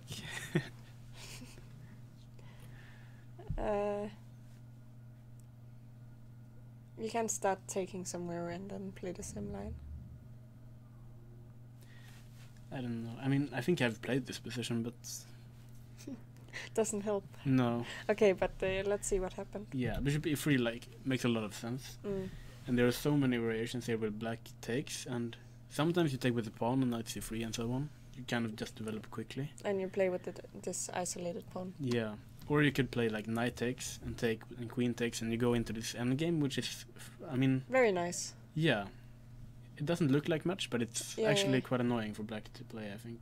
It They're looks like, like a nice endgame because you have some Yeah. initiative from the start. There are like 100 games by Tiviakov, where he wins after 89 moves. with Sounds white. like a hero. Yeah, I love this game. He's like the best player in the open tournaments. He always trades everything and just wins in the end game. It's very impressive. It's what I want to become when I get stronger. Yeah. Knight a3. This looks really familiar, but I can't say much about the position. Like either bishop c4, or I think even knight b5. It's supposed to be a mover. At least it got a big threat. Yeah, definitely. And black would probably have to play like queen D8. d8 or something, and then we can take on d4. And I think it should be slightly better for white. But okay, I mean, this is surely quite fine for white also. Takes on d4. This must be pleasant. Takes, and like compared to the L-lines, we also have a threat of bishop b5 here, winning the queen. Yeah, so you need to play a6. a6 must be forced. You're right. Queen b3. But this... No, I think black did something quite wrong in the opening. Yeah, this looks unpleasant already. Yeah. So... I mean, everything just runs so naturally. Like rooks to the middle, the bishops are beautiful It's in like, the center. yeah, actually, this game is playing itself. Yeah, the only thing is the knight on a3, which I can like on e5, but Okay, you can't get everything. I want everything. At least you're stopping d5. Yeah, Because you can always take it. that's a really nice point actually. So instead he played queen c6. Well, we have I to move feel the like queen. someone at some point he's going to sacrifice something. Yeah, that's Don't like you? yeah. I mean, yeah. Put the other rook to e1 and it seems... But basically, like here, like if black can castle and play rook d8, maybe it's fine. yeah, at least Probably. compared to what he is now. So white really wants to prevent this somehow. I'm trying to figure out how he should do it. Or maybe it's just not possible. But then it should be decent. Or... Yeah, but I mean, you could still play, say, a move like bishop e2, castles and knight c4. At least that must be uncomfortable for black, even though maybe it's not extremely bad. It's You said bishop e2. yeah, Yeah, you also... It makes sense. yeah. The You- knight on a3 is Yeah, and maybe the bishop can go to f3 and be really strong in this diagonal. yeah. Also, this pawn on e6 makes this bishop kind of Yeah, it restricts the bishop a little. yeah. We should actually okay. He played this. We're not looking ahead, we promise. No, the result is already here. So we should quickly go through it. Okay, so this is basically what happened. Yeah. And this should be quite bad for black, yeah. This... Whoa, we get some tactics. I said he was going to sacrifice at some And you point. were correct. Yeah. So I think from this point and on A we king should f8, just... oh. yeah, I mean, this is completely lost. We should just quickly go through what happened here. I kind of feel sorry for Leo. This happens when you play an Indian player. Yeah. Okay, so this is Ouch. just... All his pieces. Yeah. Okay, so that's how we got the pawn in the game. No? Okay. Yeah, okay, but this is completely winning. Yeah, we don't need to see much more of that game. And we also have another result on the last board. We have the young Norwegian Okay, international but maybe we master. should say about the other game that Wait, what? the young player, he gets a chance tomorrow to Oh, yeah. come back. Yeah, Leo will... It's not very fun to start out with such a game, but No, but Leo will fight back. yeah, I think so too. So, Tor Fredrik Yeah, won. young international master. And I know he plays a lot of King's Indian games, which he plays now as well. And white plays this kind of, it's playable, but maybe not the most critical setup for white. Yeah. It feels more safe, right? Yeah, and I should mention that Muhammad Ali, I think, is one of the youngest players here, and he's, I think, by far the lowest rated guy, so he will gain a lot of experience from this tournament. But I don't think he has really played against these really strong, like, grandmasters in the international masters before. Okay, then he probably will get beaten a lot, but he will learn a lot. Yeah, I mean, it feels kind of rough saying it, but okay, I but think it will. we all been there, so Yeah. you get a lot of experience when you play a lot stronger players. Of course. And if he analyze his games with the opponent afterwards, he should definitely try Yeah. to do that. he'll get a lot of free lessons. Well, they're not for free, they're for elo points. Yeah, okay, but he can win them back. Yeah, And also, with interest. it's always fun to play a lot stronger players because you can get a chance to see how they think. Yes, of course. And yeah, like I said, I don't think he has really had the opportunity to play such strong players before, so it will be a great experience for him. Yeah, Either I think way. so too. He should probably not focus too much on the result, but more No. on the process, as we say. You said it already today. Yeah, I wrote Yeah. it in You my. wrote it, yeah. I sort of remembered. That sounds familiar. Yeah, I wrote it in my report from the Nordic Championship. Yeah, you can read it on Dansk Skak Union's website. Yeah, exactly, in Danish. Yeah. But actually, it's a quote from Nils. Ah. So he always tell me this when I lose, and I get really annoyed in the like in the moment, but afterwards it makes a lot of sense. Yeah, at least I try to tell myself this. Yeah, it kind of feels like you said it with like, yeah, it really makes sense, but now I'm just really angry because I lost. Yeah, but I always tell it to my students, like, you should try to keep this mentality because in the end it's much better. Yeah. So even though I'm not completely able to follow it, they should try. I've never really liked this. You learn from losses and stuff. I'm just really mad and then I'm not mad anymore. Yeah, did I tell you that once I strained my wrist because I hit it so hard in the wall after I lost a game? It was actually in Wilton Cup like 3 years ago. You have some anger issues. No, I don't. But like in the moment, you're just so mad that all these like nice quotes that you get from experienced players, they don't matter. You play to win, and that's it. Yeah, I But mean, then you look back and okay, fine, you might be right anyway. yeah. I don't know where we got into like motivational quotes and so on. That But, doesn't matter. It doesn't matter. We're trying No. to motivate Mohammed to Yeah. not be sad if he gets a rough tournament. And hopefully he's probably in the analysis room right now, Yeah, I if he's hope doing so. it right. And I Yeah. mean, so far he's played like normal setup. Mm? Just everything is developed. And here I think, however, he should perhaps take on e5, play Yeah. that kind of structure, because I think e4 is really something you don't really want to allow. So At least after in this take on practice. e5, it's the idea to put your knight on this e4 square or Sorry, where? go back. So here, if you take on e5, Yeah. what is the idea? You want to control this e4 square with No, I think black's threat is to play e4, and I really don't want to allow it. but if you take and the pawn takes, Yeah, but then this bishop is quite happy again. it's And we have strong. this nice square on d4. And the knight in gets this very strong. Yeah, because this, if you play e4, black has this normal idea, knight Mm. f8, bishop f5 and h5, knight jumps here, and Yeah. you can't just try to mate him. And I Jumps here. definitely... You should probably say the square. Oh, jump. yeah. Probably. Jumps to g5. Yeah. Yeah. Yeah, I shouldn't...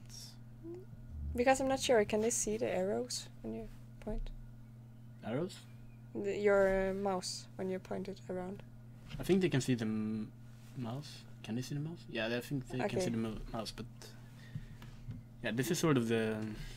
I really don't like this program when... We doing still have commentary. some technical issues. Yeah, hopefully. But that's they'll all. be- Okay, so Yeah, I don't like h4. Feels like sort of the wrong side of the board. Yeah. And also, if things get really bad, you want to be able to play f3 so you don't get mated. And after h4, it's really not good for the pawn structure. Also, h4, it feels like you're like helping your opponent to attack. Yeah. I think, because it's easier to open the king side. Okay, so now he's playing on the queen side, e4. which makes a lot of sense, but yeah, this move h4, he's gonna regret it, I think. And now black is just Faster. yeah, g5, and yeah, I would actually claim that black is already like Better. At least better. I think it's really quite tough to play with this open h file. Like knight g6 is coming. Okay, but I wouldn't say it's lost. You can still play f3, it's just horrible. Yeah, but the pawn on e3 will Yeah, go. everything is, and g3 and... Yeah, And he, okay, but probably he shouldn't move his rook either. Or what? I don't know, it's difficult to give advice in such positions. I think But you can't just say to the guy, you're lost here. It's just a position. It might be bad position, but there should be some resources always. yeah, of course. I mean, you could play perhaps this rook to e1 and then try to play f3. And then try to Yeah. stay put. Yeah, I think, yeah, maybe that's the best idea. Like rook. It just feels like that you move another piece away from the king.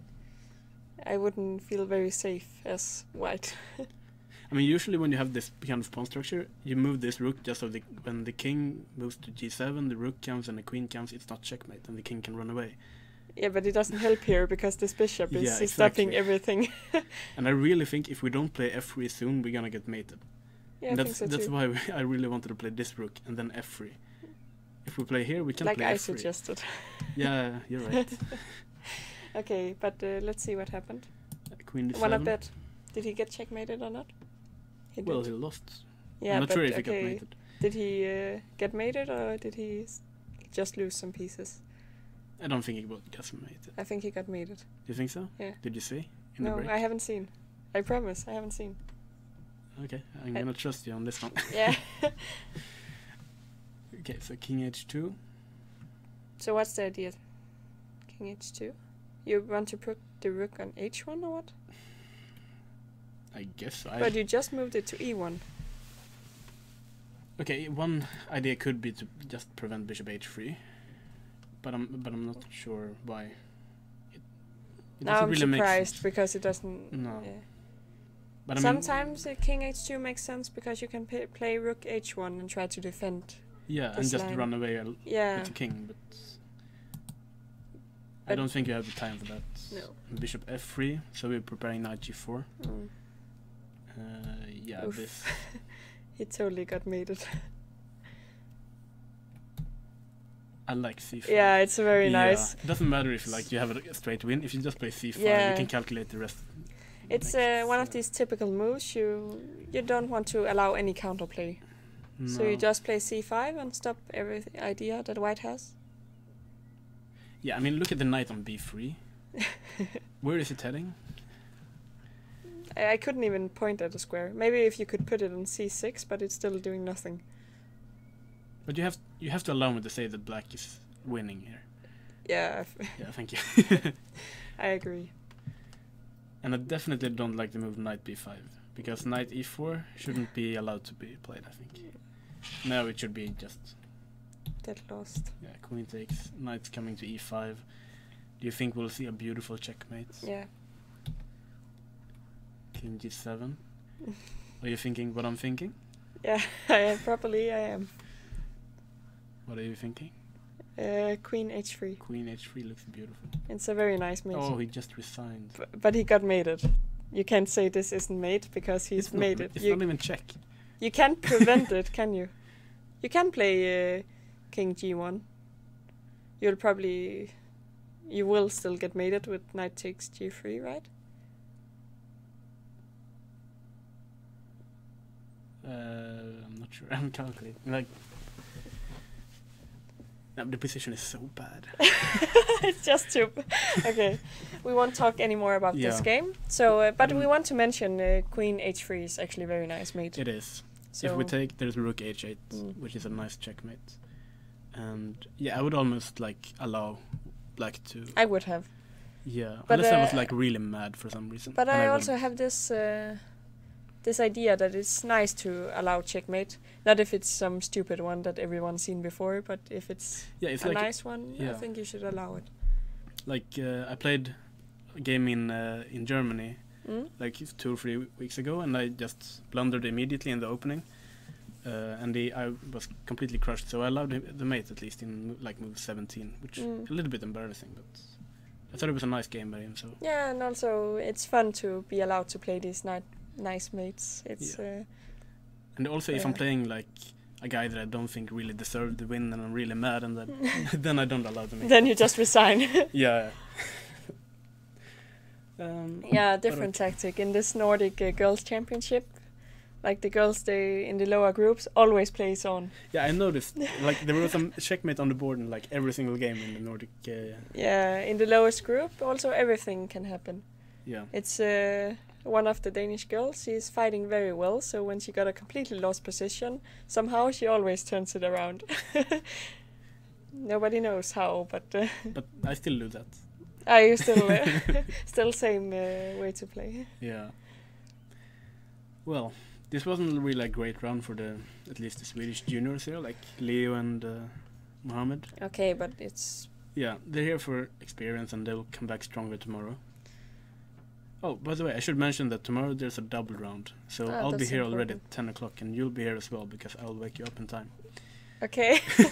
So I'm joining also tomorrow for both rounds actually. Yeah. So I promise to help Martin. And I desperately need it. But it's going well so far. We Yeah. haven't like We're still friends, right? yeah, exactly. We didn't get into some crazy fight about some position yet. No. But also I converted you to the To the boring side? yeah, exactly. I would have said the like Positional or? yeah, or the not evil side. The more Oh, so The good tacticians are side. evil. yeah, it's more the Yeah, I agree. I don't like that. exactly. Okay, we should probably move on Yeah. to some game. Should we go back to see the top games? Have we seen all games? No, but we're not gonna have time to see every single game. Okay, I would like to see the top game actually. So what Yeah. happened since last time we Um, checked? This We we have to didn't go see. back. Yeah, we left at an ID4, Yeah. right? And Majorov just played his normal looking rook b1. Kind of makes a lot of sense, right? Yeah, it makes a lot of Preparing sense. b5, a6. Now even I had this idea to just move the queen and play a4. It makes even more sense now, right? Yeah, of course, yeah. What we'll have to play a4 eventually, Yeah. and I think that's a good idea. And it looks like really strange because Black's pawn structure looks like Swiss cheese, like a lot of holes in it. What do you mean? It looks like yeah, it looks like some I don't know, pyramids or something. Yeah. Okay. No, this is the ultimate doesn't Christmas matter. tree. Maybe, yeah, exactly. And this knight is the star. And you got like this ornament, the two bishops like standing in the middle of it. I like doing commentary. Okay, this is so random. We should probably talk about the position instead. Yeah. I feel like white is still doing better than black. I think so. But I kind of like the way Jungmin reacted now, because this bishop e5 is kind of a normal idea. This bishop on g7 is kind of black's best piece. It's not great, but it's kind of the best piece, yes. yeah. But this move bishop f6 I really like, because if white takes now, we will take the pawn, and then we don't have this big hole on e5. Yeah, and then actually it makes a little bit more sense, but still this bishop, white squared bishop is buried forever. How will you ever get this activated? No, it will never be activated, but it's... Maybe it's defending somehow. But on the other hand, like all the bishops are bad in closed positions, right? No. No. Not if you have like a space. There are no bad bishops with space advantage. Is that like from a book or something? No, it's a Nils quote also. Yeah, I'm considering doing this book where I just write every quote Nils have ever said, and then I can move on. Like, Aren't you like afraid of all the contradictions that will occur? No, it's his problem. I'm just going to write it down. I think someone once suggested that he should do a daily tweet with a quote, and he kind of is. He just only tells it to me. Yeah. Before we should go on, we should perhaps mention that he's your boyfriend. Yeah. Okay. Yeah. So Nils Gandelius is my boyfriend, and that's why he's giving me all these weird quotes. Yeah. Yeah. I think that makes a lot of sense for the public to know, considering Yeah. Yeah. how you're much we right. refer to him. I should probably stop Stop. referring to him. I'll find some other quotes. No, you can just refer to someone else, even Yeah. though it's Yeah. Nils. No, I got a lot of quotes. Yeah, it's like That's Oscar nice. Wilde, well known. A knight Yeah. is always better than a bishop. Exactly. Haven't you all read this book? Yeah. Okay, so Jungmin kind of got what he wanted, I guess. Okay, White took and but this bishop. yeah, but like, is this bishop really good? No. But you can put it on f1 and you can use it when you push a4 and b5 and... Definitely. In like 5 moves, it can be good. Yeah, exactly. This So, black's bishop can never be good. well, he can like g5 and put it on g6. Or something. Maybe you can play f4, like sacrifice and put it on some square. That's also an idea. But I mean, the only breakthrough for white here is really to play a4 and b5. Yeah, of course. And But it's also so natural because... yeah, I mean, black will have to find a way to... Isn't it this rule that you attack where the pawn chain is pointing? Yeah, that's a really good rule, actually. Mm. But on the other hand, where would you advise black to attack? Because they're like too... Yeah, but you can't attack... they're both kind of pointing at f4 or f3 or something. Yeah, I'm just gonna clarify. There's like a strategy rule that you can look at these pawns like an arrow, I think. Like Yeah, this pawn exactly. f2, e3, d4, c5. It's sort of a guide that white should play on this side of the board. Yeah. With a4 and b5. That was what we were trying to... Yeah, even though say. we're kind of making it harder with the way we're kind of confusing everyone. Can we give like a typical... Often some King's Indians, you have this kind of structure where all the black pawns are Yeah. pointing against the white king and all the white pawns are pointing against the queen side. And then you start attacking on different sides. That's a really good example. Also, the French advanced Yeah, variation. also the advanced French is Yeah. also a good example. But okay, it's not so easy to see for black where he should attack because there are like arrows everywhere. Okay, but he should at least decide on some Yeah. plan because otherwise, if white gets 5 moves, I think black is in huge trouble. Yeah, I mean, like you said, he wants to play queen b2, a4, b5, and then just break through. Yeah, and also like this bishop f1 to activate this bishop. Yeah. So, sorry, Jungmin played knight g5, which I think is quite interesting because if you take and take, then black will be quick to put another knight on e4. Yeah, and also probably f4 is much easier to play. Yeah, of course. So, yeah, white doesn't want to allow it, so I think this knight would be quite nice on d3, Yeah. just protecting against this f4 idea. So bishop f7. The queen is coming back, so eventually pushing a4. And now we see here, Jungmin is putting his bishop... But okay, he's attacking where the arrow is pointing. Now we... yeah, he's destroying one arrow at least, so Yeah, now exactly. it has to be... Now he got a guide. But I mean, it's a good idea. I mean, the bishop on g6 is... I think, yeah, it makes sense. yeah. I would still prefer to play white, I think. But Me too, but I think Jungmin is a lot happier than he was a few And minutes also, ago. I think it's weird that White hasn't started with this a4 plan yet. It seems. Yeah. But I mean, this rook e1, probably he's afraid of black going bishop h5 and then taking on e2, so we get rid of this. This Big makes pawn. sense. Because So I think rook e1, and then if bishop h5, he Mm. just wants to move the knight move away. the knight. Because this bishop is not very good, so you don't want to allow the trade. Yeah, so, yeah. He just has to put it on g6 for now. And now probably f4 is a threat, Yeah, I think because the so. knight is unprotected here. So White defends against it. But still, I mean, Jungmin is doing well, I think. At least relatively. I think it's weird because it seems like Black he has made a lot of progress, and White hasn't really made that Yeah. much progress yet. But there's also kind of a risk that if Black is running out of ideas, then a4 b5 is just, Crushing. yeah. And also the problem is with the time. Jungmin has a much worse time. Yeah, it's true. So generally, if you have low time, you just want to go back and forth, and then suddenly a4 b5 will It's come. very easy to play White. Yeah, Mm. still is. Queen d2, rook e8, and here's a really surprising move for me, at least. He plays f3. Oh, I would never have played this move. Now I can learn something. What's the idea? Yeah, I'll also have to learn something here. He can't be thinking of going e4. That's No, I That don't seems think. crazy. But do you think he's afraid of black? I don't know. Is he afraid of g4, knight g5, knight f3?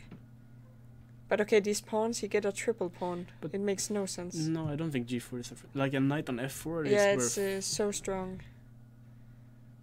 What's the idea with f3? Now we need to think, Martin. We do. But the people want to hear us talk. Okay, I was thinking, but maybe he's still afraid of this bishop h5. And he doesn't have any good squares for the knight, maybe? But Because Why f4 wouldn't- might work. why It- wouldn't he play bishop h5 and then f3? Prophylaxis. you totally ran out of ideas, so you just said something that sounded cool. No, it's not true. But I just don't like the move f3, so I'm trying to find a reason. Because he's a strong player, so there must be some... Does he want to play like knight f2? But then what? Yeah, I don't know. I seriously had trouble understanding the move f3. And I don't think g4, knight g5. No, I think It's it's a dangerous. horrible plan. Yeah. So I would probably play a4, and then I would probably then realize why f3 is a clever move. But But okay, a4, bishop h5. What would you do? Because I was thinking if he moves the knight now, maybe f4 is actually working. I don't want to allow f4. How about a4, bishop h5, and f3? Yeah, but then you still had to play it. Then maybe f3, and then you say, okay, what's black's next move? You're just playing to prevent every possible plan for black. So you're saying we played f3 to because Be- we still had to? Yeah, because It's if- like the bishop a4 move in the in the other game. But I simply don't understand it, so I'm trying to come up with some reason. Yeah, I'm just gonna be completely honest and say I don't understand it at all. But Maybe, no, that's also... Okay, we move on, and yeah, some things we just don't understand yet. yeah. So this was the idea. He wants to push e4. Okay, at least we mentioned this, but We just assumed that it was a bad idea, and I'm still not sure if it's a good idea or not. okay, I'm going to speak in terms of these rules again, but I can't see why he shouldn't push on the queen side and suddenly wants to go. Also, he opens up this horrible bishop suddenly. What's the point? You know what the spooky thing is? The other game that I mentioned in Gothenburg. Yeah. Of course, White got a great position in that game against Jungmin. But on the other end, Jungmin got the same structure with the pawn on e5, and then the opponent really wanted to win, so we played e4, which just loses immediately in that game. So you're having like a, what is it called, a flashback to this... I guess. Do you But say flashback? Yeah. Déjà vu, you can also say, like... Yeah, like flashback seems like more a negative thing. I don't know. I'm just thinking that the reason I don't like e4... Okay, first of all, I think the most natural way to continue is to play on the queen side. The other thing is you open this bishop. Yeah, I mean... Like suddenly this bishop on g6 is a great piece. Yeah, I don't like this idea at all. So we are both sitting here and agreeing that... Yeah, but I think... Okay, there are two factors. Also, he might be looking at the time, and he sees that he wants to do something quick, because... okay, if but he that's opens the up horrible position- reason. Yeah, but that's usually the one I use. Yeah, okay, but have you ever heard a great player say, oh, I played this because he was low on time? No. I will quote someone else now and say that Sune Berg Hansen, the Danish grandmaster, always says, you should always play the best move, then you win. So you shouldn't speculate in maybe this is good because he's low on time. You should just always play the best move. But we're here to speculate. That's our job. Yeah, but okay, it's different because we're not I'm the not players. saying it's a good reason. I'm trying to find a reason. Maybe he just... But I mean, purely... Maybe he from- just understands more than we do. Yeah, for sure. He understands much more than I do. Yeah, okay, and me, but sometimes you play bad moves anyway. Yeah, but I mean, just looking at it chess-wise, Black would probably have to take a few times. And then we do have to consider maybe a knight coming into d6. How? Like takes. And the knight... And then you go to d6. Yeah. But I mean, Black could consider just taking it also. Isn't there some tactical stuff? Yeah, I mean, that's their problem to solve. Let's just see. They made a couple of moves, so let's just see how he reacted. Takes. Okay, natural way. Yeah, and now he played knight c3, so he really wants this knight to be on d6. And I'm guessing f5 isn't really an idea because white can push d5. Yeah. And that would be quite bad. And wait, rook d8?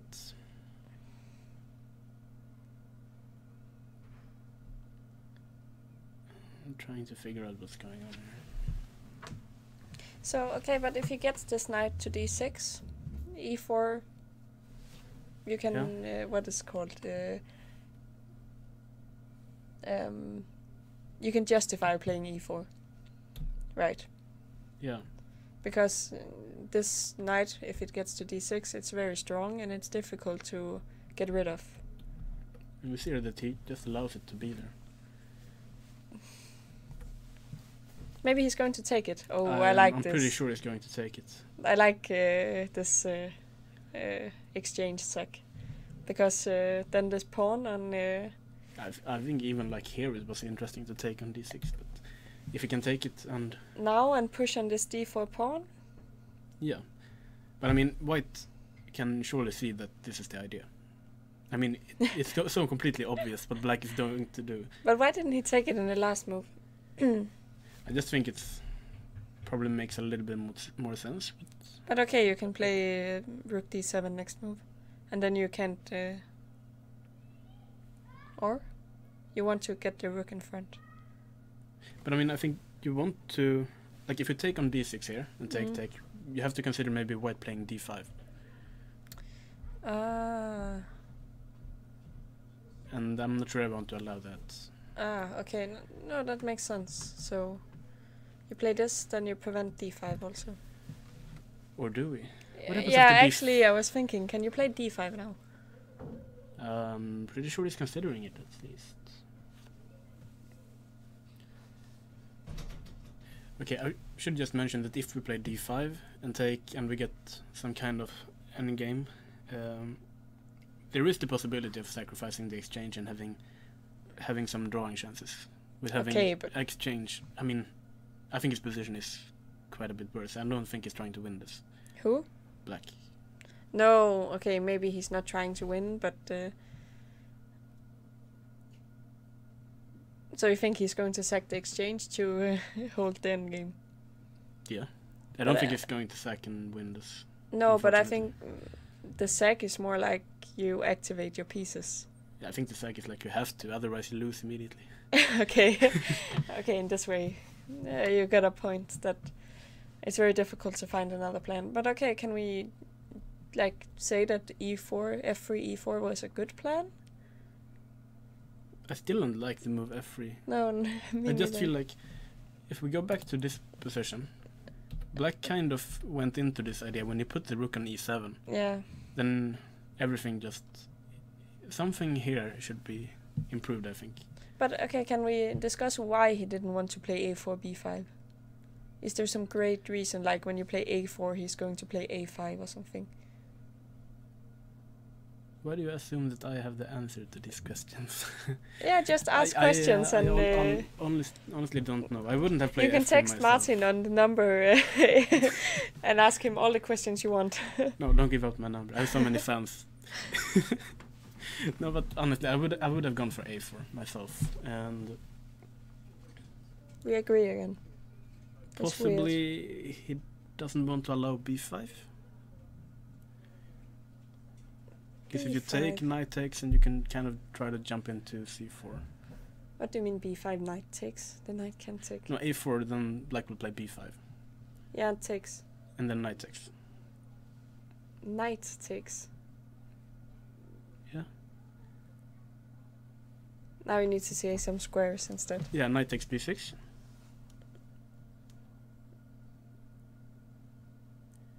Aha. And then you want to take this c4 square. Yeah. It's an idea. I'm not sure if I believe in it, but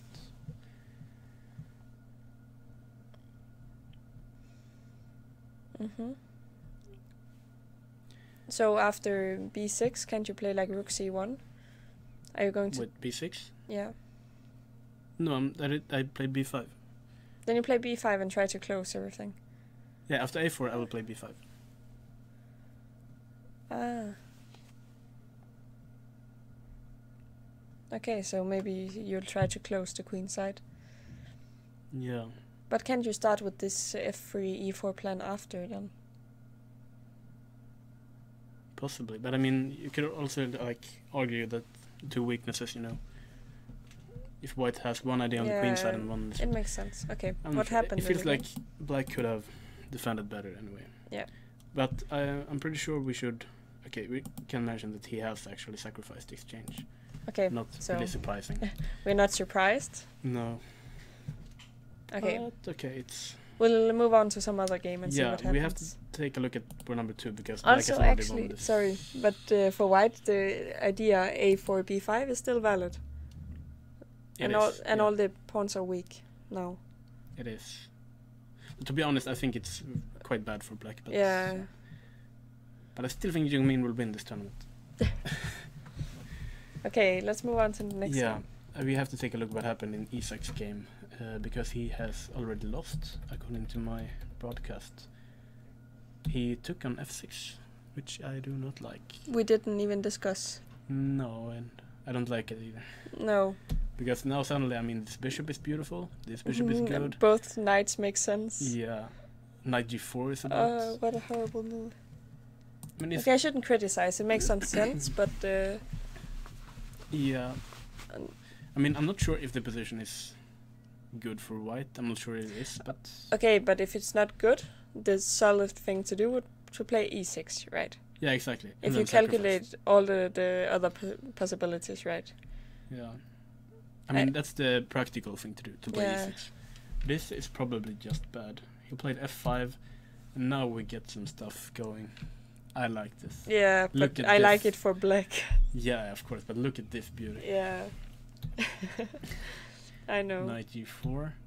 I'm gonna sit back and just enjoy this. I would Sorry, probably Isaac. have started crying. I'm sorry, but this is really unpleasant. Yeah, Isaac will have to excuse me, but I'm just gonna enjoy this because it's a beautiful bush. I think Isaac was the one who got into bad weather.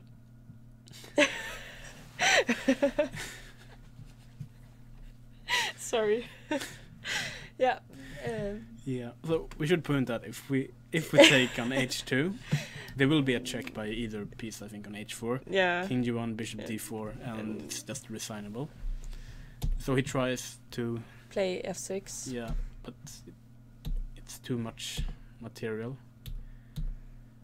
He is 2 pawns down. Yeah. And this position is bad. So 3 pawns. No, it's. Yeah, I think Tom's is a strong grandmaster. This is just technical phase for him.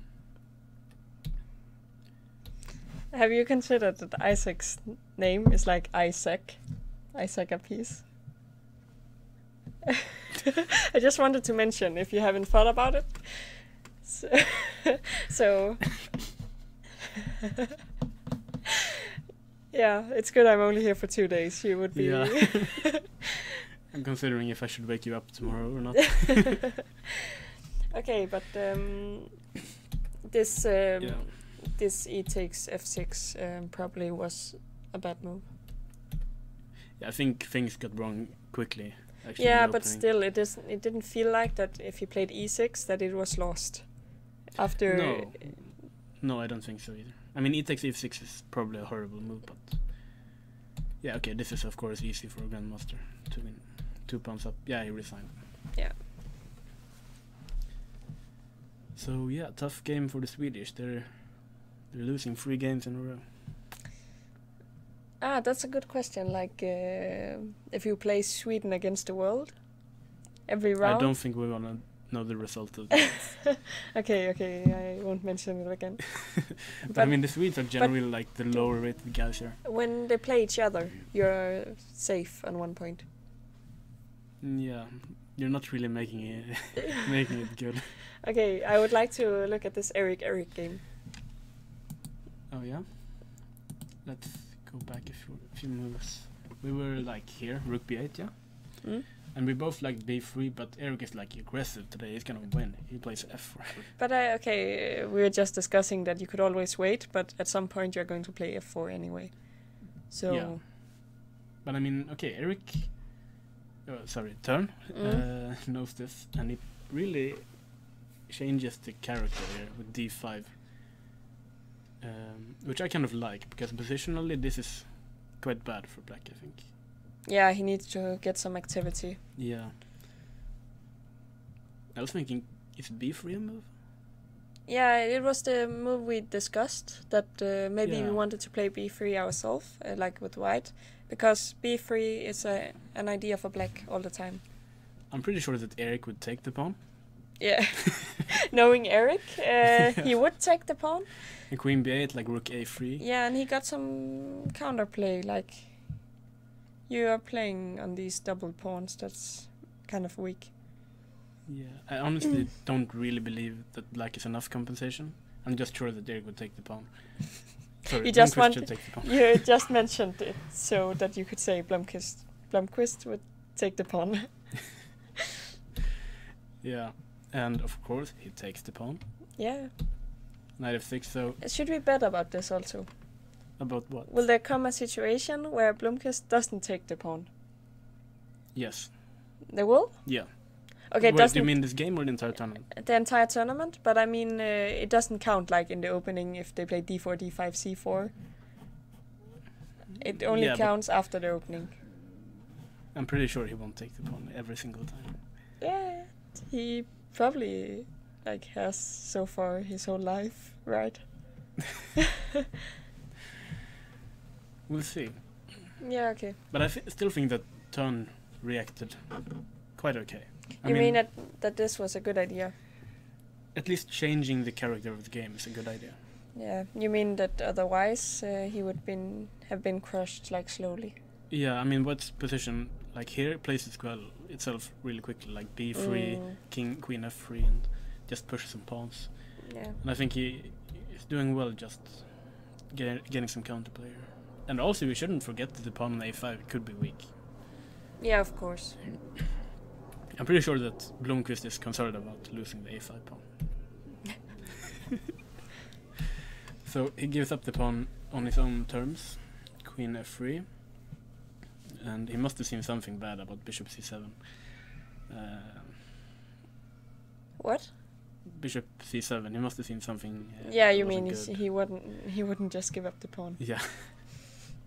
Okay. At least but we have. can we find it? Yeah, but queen c6 is probably. Yeah, it's little bit a annoying. problem. It's a problem. Yeah. So instead, queen d7 was played. To protect the square c6. Yeah, and he plays f5. So the bishop is coming to g5. g5. I like this move. I do too. It's not funny when we agree on everything. No, but you're stronger than me, so I have to. Not yet, but No, but I mean, like in. physically. Yeah. So if I don't agree, you will punch me, and I don't have anything to do. I'm not violent, but you're probably You're right. not. Okay, let's move on to the game. Bishop g5. Bishop g5. Ah, nice trick. Knight d5. I was wondering there for a minute, like, what's the idea of the Okay. bishop g5? The problem is you can't take because bishop h2 and the queen is hanging. Yeah. This is called, like, discovered check, right? Yeah, very nice. Thank you. I've been practicing. Rook e1, rook b8, and rook e4, and He wants to double, right? yeah, I guess, or mate. Ah. It would be Blomqvist style to just take the rook to h4 and It would be Milton style. yeah, Milton style. But he didn't do very well. No, we'll get to that quite soon. I think. Let's just quickly see what happened. Bishop c7, f6. So this Also is like, nice. yeah, either this pawn wins or it's gonna be lost in an endgame or something. G6 and I feel like white is going to win this. I think so too. Like doesn't have much counterplay, does he? No, he was already threatening. If you go one move back. Yeah. Yeah, he was threatening to take everything and take the knight, right? No, I think it's checkmate. Queen e1. Ah, okay, fuck. But we're live. Oh, sorry. I didn't say No, that. I'm just kidding. I'm not sure if we can curse or not, but Okay, we shouldn't.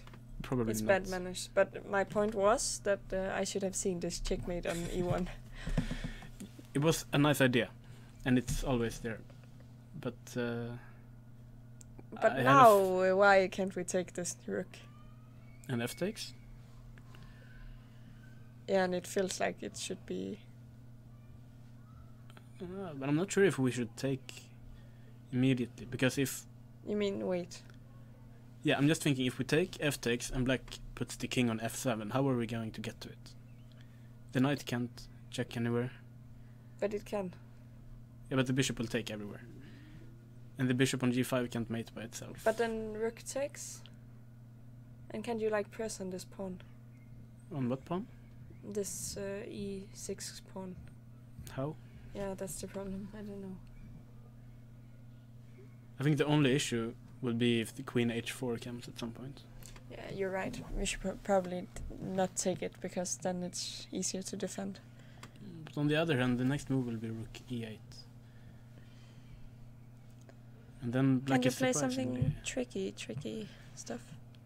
Yeah, Eric is a tricky player.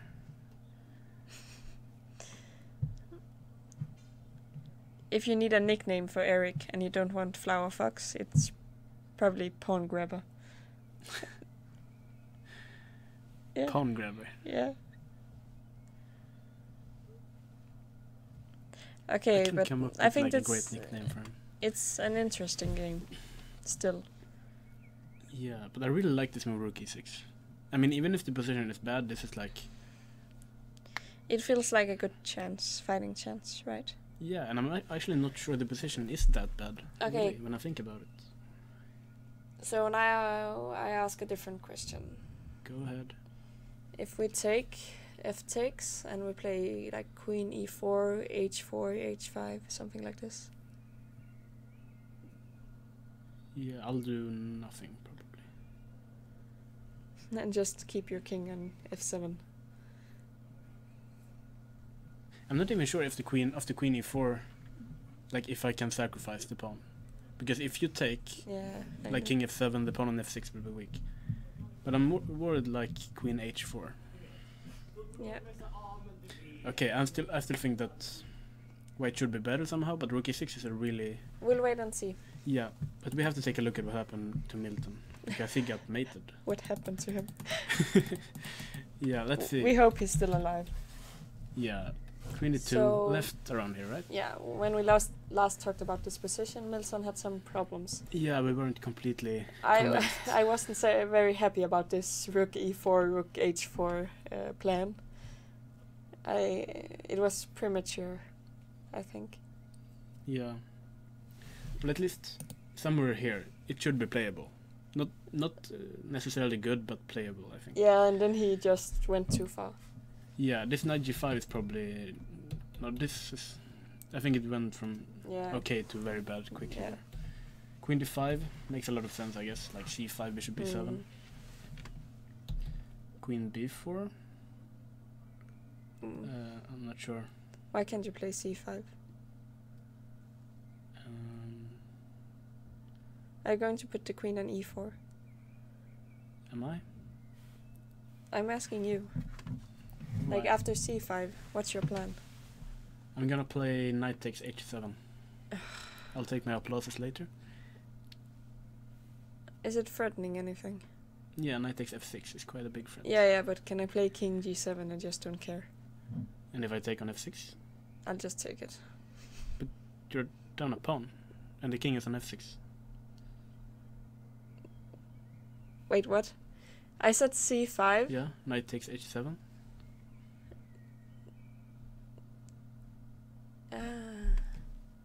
Okay, I'm getting a little tired, I think.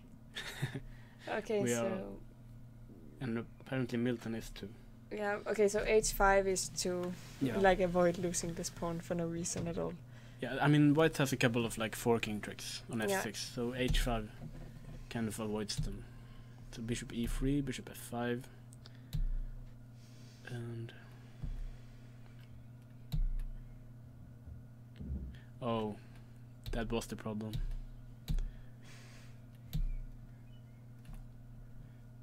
Rook e4 doesn't work because of f5. F3 just loses a pawn. So this is just really bad for the white king. And yeah, I think this was a smooth game for black. I don't think Milton is very happy about this game. He can definitely play on a much higher level than this. So Yeah, but okay, everybody got, like, a bad game yeah. once in a while.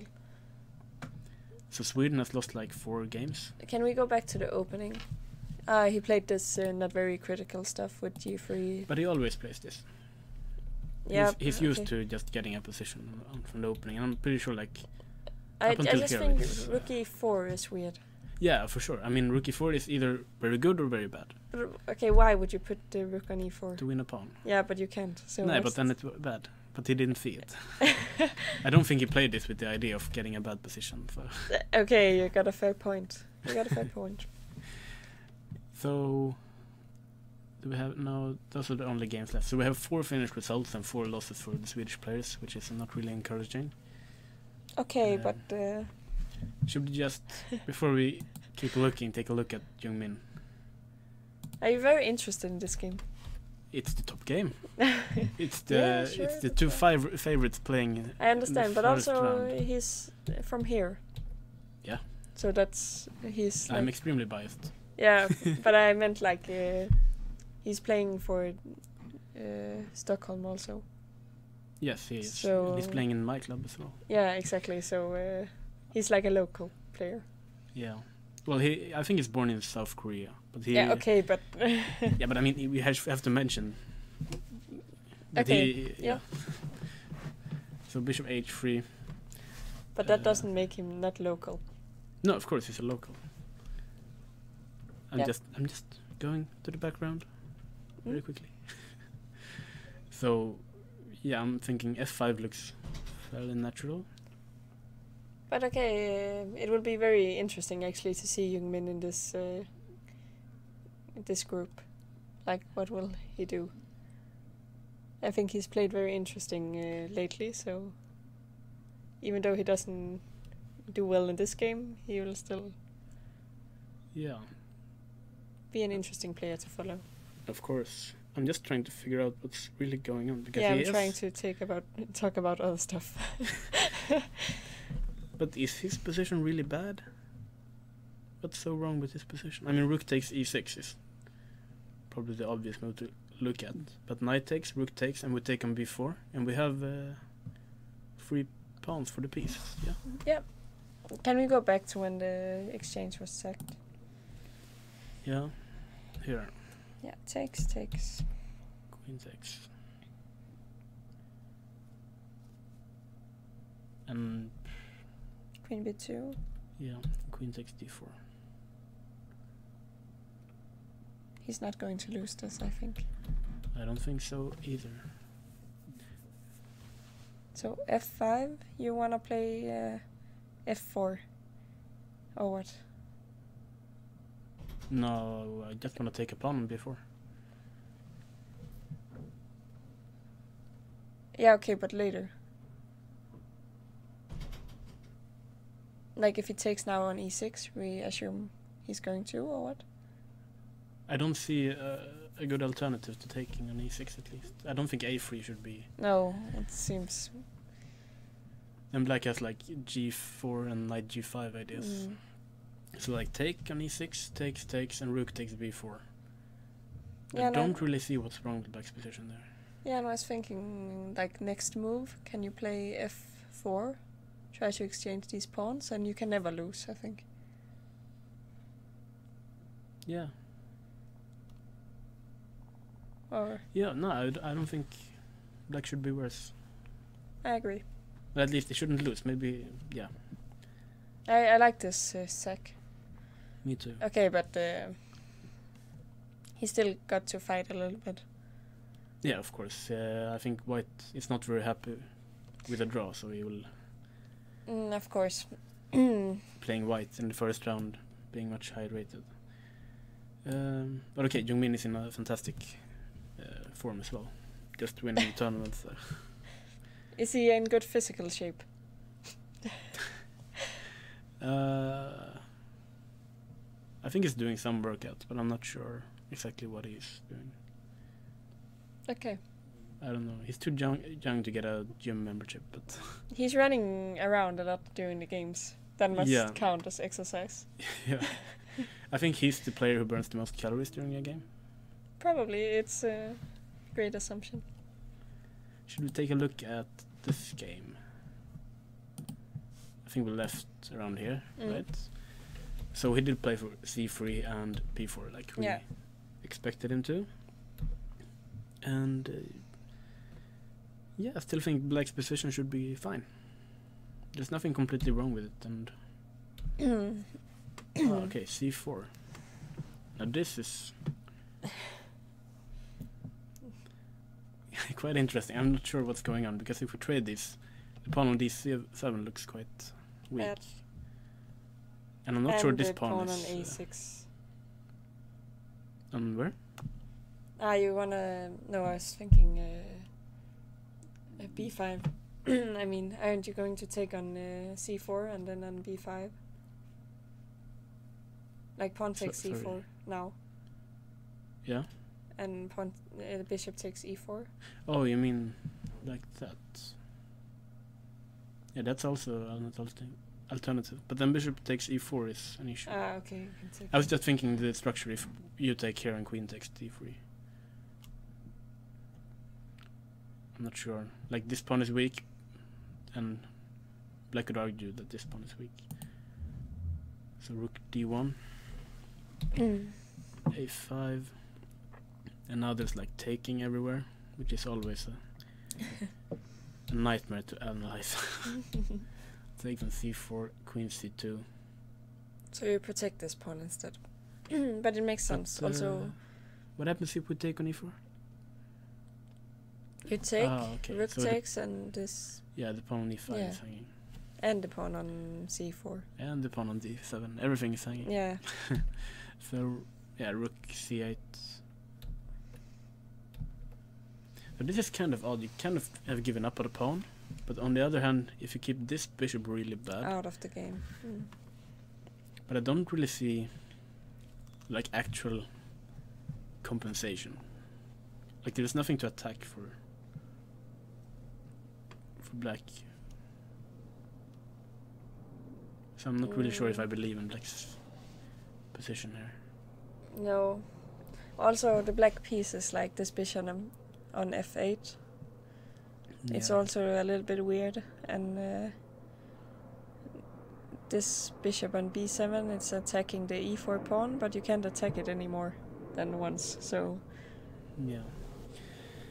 No, I don't think things have gone completely right here for black.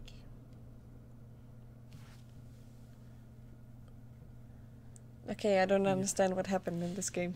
Me neither. Should we take a look at some of the other games? We have another young Swedish player here. This Khan. Yeah.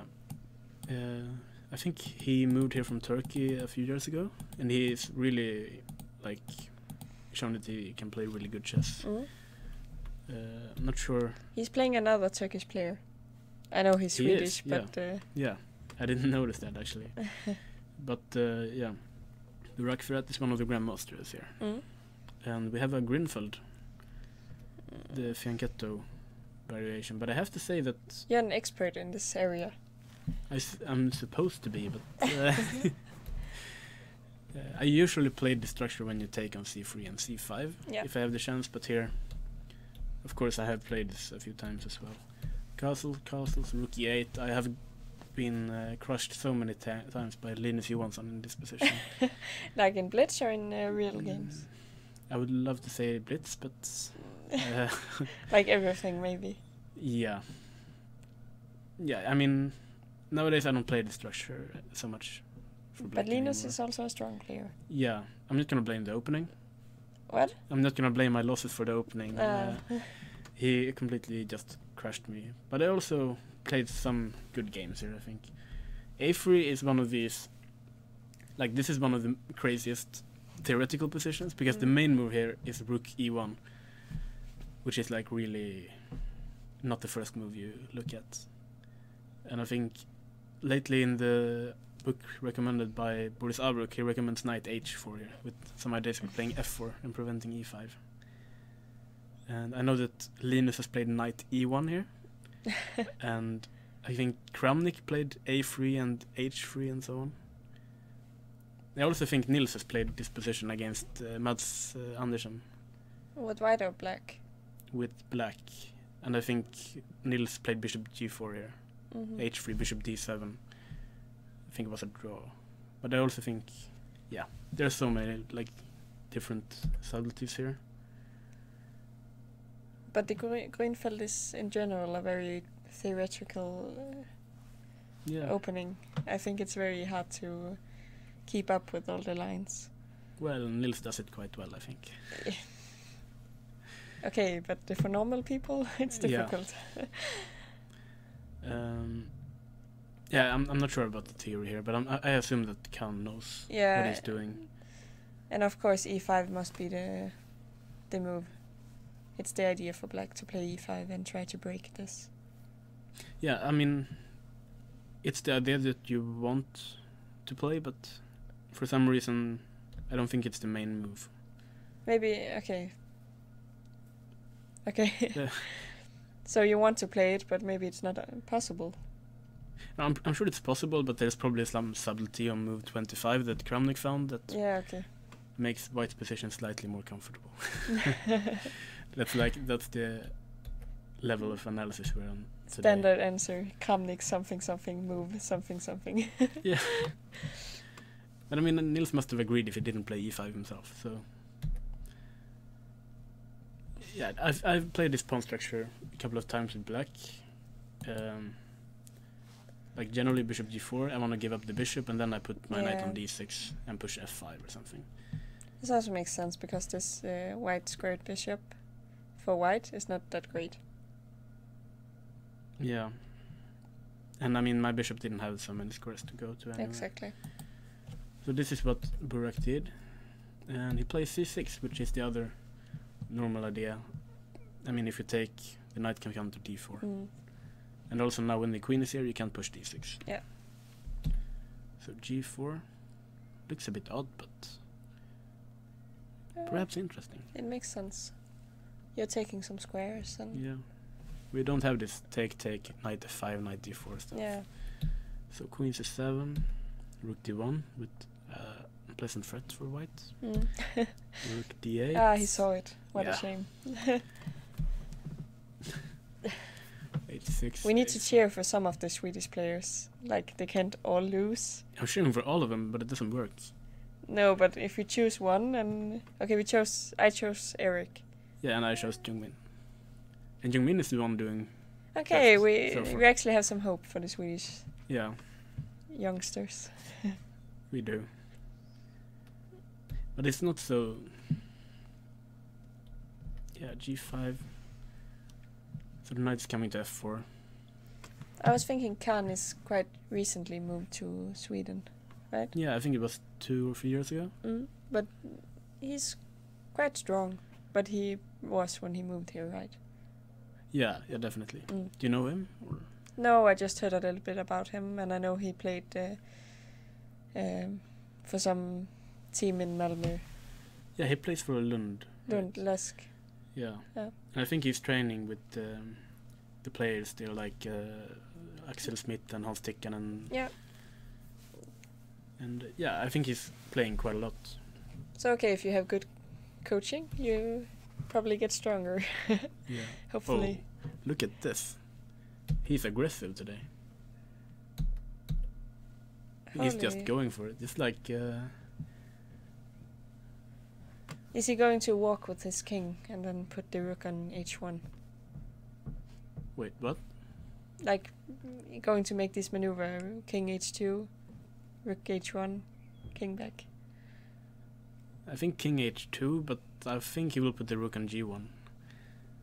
g1? Yeah. Okay. If you say so. I don't know. I haven't seen the game. I mean, they made like 10 more moves from me. So probably a lot But has okay, happened. what do we think about this? It seems interesting. Yeah. This attack.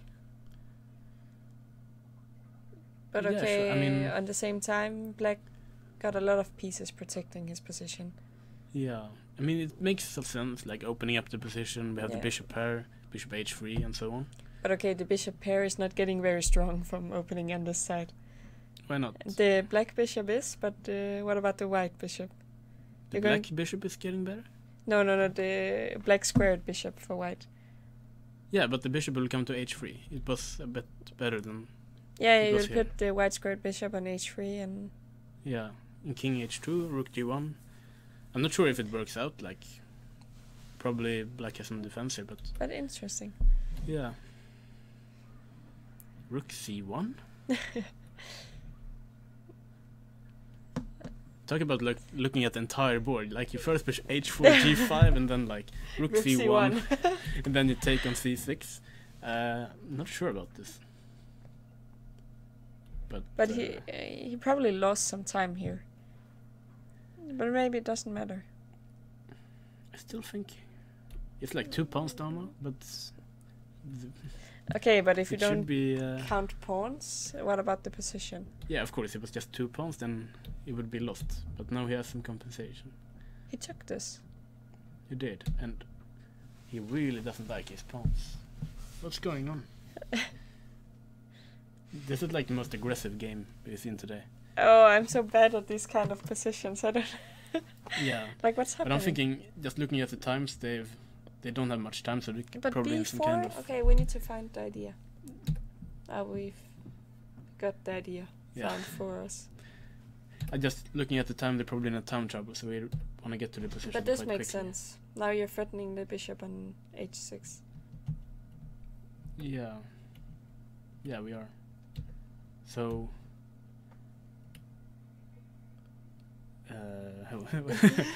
So now white got like a piece for some pawns. Suddenly, we don't know how this happened, but it did. Yeah, I don't know what happened in this game, but I really like white's position. Yeah, I would also prefer to play white. This bishop on g7 is horrible. Yeah. Like it's And you- nowhere close to queening. No, and you can't really move it because then you're mated immediately. No, like imagine bishop h3, rook d7. Yeah. Wow, can. Giving away all the pawns and suddenly you're winning. I don't know. But can we go back a little? I need Yeah. to understand. have to. Can this be right? He's a genius otherwise. He's like playing incredibly well if this is just the correct... Yeah, but looking at, I mean, it makes a lot of sense now when we see what the idea was, actually. But okay, knight after b4, queen takes, knight d5. Yeah. What if you just take the rook? Take the rook. No, like...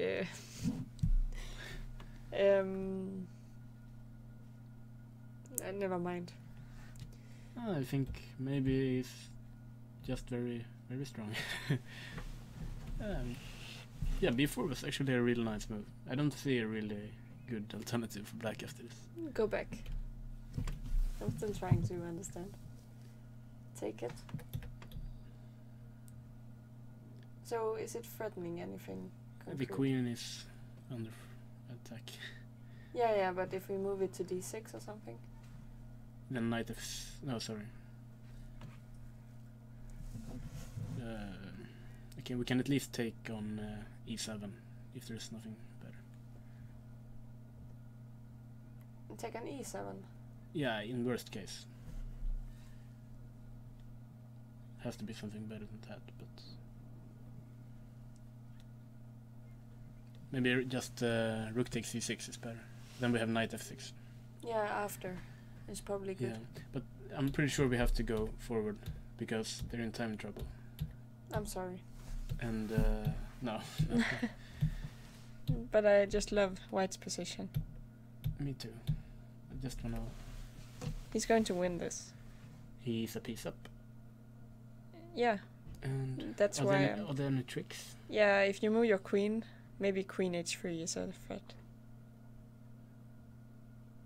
Not even that. Like queen e7 should win. Yeah. No, wait. We have. Okay, maybe rook takes g2, but queen e7 still, I think. Taking all the pawns back. Sacrificing every pawn, then taking them back. That's the way to do it. I mean, extremely impressive game, actually. He sacrificed 3 pawns. Yeah, and now he's up 3 points, or what you can say. No, this is just. But actually, incredibly well played of Yeah, Kyle. it's kind of a shame that we haven't focused so much on this game before. Okay, but we don't have that much No. time, so we can just say that it looked very nice. Yeah, so yeah, we assume that Khan will win this. He will. Let's take a look at the other Swedish. We have like one Swede at every board. We have young Hampus Sørensen, like a former student of mine, so I'm rooting for him as well. And okay, I'm not sure Who if is this has a teaching name. him now? I do not know. Okay. Yeah, I'm not sure who's teaching him. I'm not sure if this has a name with some kind of like English writty stuff. And I think, yeah, don't question me about the theory here. I don't No, I never seen this before actually. I played it, but I've never studied it. I played like b3, bishop b2 here. It was a coincidence you played it. No, I mean I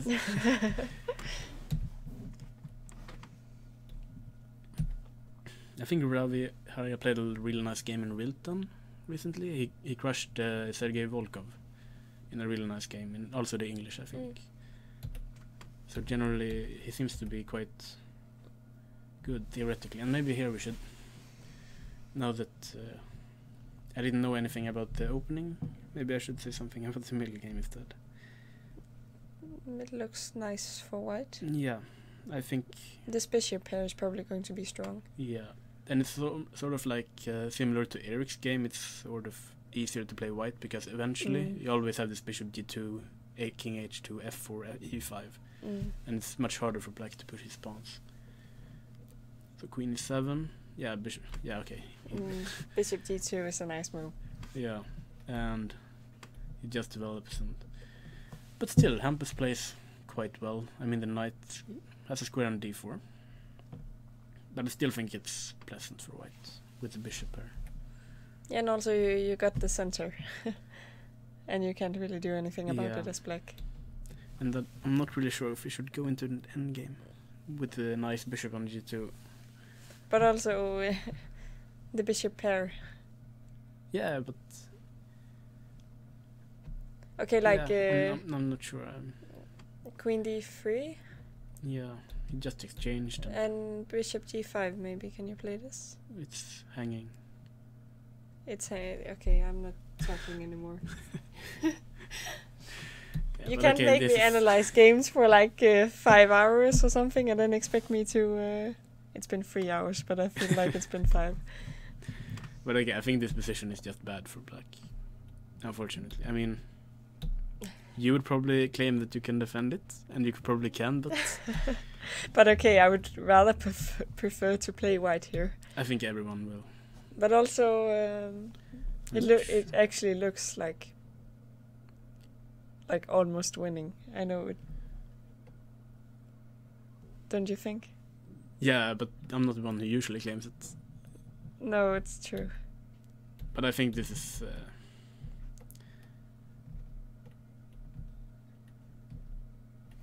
Okay, so f6. And g6 should probably lose immediately to e6. Exactly. So And- yeah, this is just. And you can never take because this is also horrible. Yeah, then you're almost mated. But now can you? No, just play on. I was just No. thinking, can you take on g7 and just play on this f7 pawn? Yeah, he can, He and he did. does, and he did, and he won. Oh, tactics. But they're good for white. So he's just a pawn up with the winning position. Ah, that's a really nice tactic, actually. Oh, wow. Pins everywhere. Oh, he's just styling. He's just showing off. Oh, this is beautiful. Okay, relax, dude. It's just. Okay. But okay. Yeah, I really like this game. Wait, What? No, Oh, he he gave up. resigned. King e4 is actually the best move here. Then he wins immediately. Rook e8 is just it's just a rook up. But you mean king e4 and Yeah, it makes 1-0 on the board. yeah. Like if you play king e4 here, it's just a draw. Can you do that in a real game and just say, but you I don't put know. out the pieces and I'm pretty sure there's some rule against it. yeah. Otherwise, I would have saved so many points. But okay, like we said, we're missing a lot of stuff. We Have should you- mention. Okay, sorry, I was going to talk about something completely different. Is it interesting? I'm just gonna mention before we go there that there are two more results. We have a draw between two Indian players, Gupta and Anand, and it's not the world champion, but It could be like there's a good Indian Gupta and a good Indian Anand. oh yeah, you're right. Like Abiyat. So Gupta. this is like the lesser versions of both Yeah. of them. Like if we see this game in chess base later, it's gonna say Gupta against Anand. Yeah, exactly, and everybody will think it's this great Yeah, matchup. and there will be soon, but in a few years. Yeah. And then we also have the Battle of the Erics is finished. It seems like Black's queen is trapped. No. How G3. did this happen? Okay, we need to go back. Yeah, let's just So go back. rook e6, and he just Rook e6. He didn't take it. He just went queen. Okay, he just gonna mate. So something needs to go to f8. I'm so confused. Yeah, me too. But okay, knight e3. Why don't we just take it and then what? That's what happened. Okay, then it was. A But stupid White thing has to a really suggest. annoying and cute threat here. No, he's planning to play bishop g7 and queen takes h7. Yeah, I know. I was actually So, thinking about this. It's very pretty also. yeah, and also like knight takes f6 here and queen takes f6, Mm. and there's another mate on the other side of the board. So, wow, what a genius. What a genius. So, bishop takes e3. I'm pretty sure he just calculated everything and saw that he was winning. Takes. And of course, he's a pawn up. And the position is just completely over. But I want to know how he trapped the queen. Alright.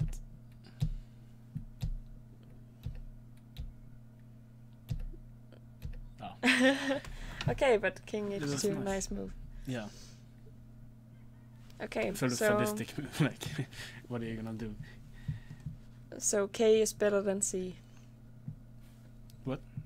The first name, but the last letter, K, C. Oh, yeah. Yeah. Sorry. I said this before the game, that he was saying that he hoped that the K was better than the C. Well, he got right this time. Yeah, exactly. I think... But it's okay, Blomqvist is a very strong player. Of Yeah. course, Torn is... He got like 23 something. Yeah. They played each other in the Swedish league this year, and it was kind of a strange game. Also, like D3 Rui Lopez, and Eric with a K quickly got like a winning position, and then he played really strange, and Eric with a C held the draw. Yeah, Eric with a C held the draw. So, Torn. Yeah, Torn held the draw in that game. Okay, so we'll take a short break, and we'll probably have a guest with us soon. Okay.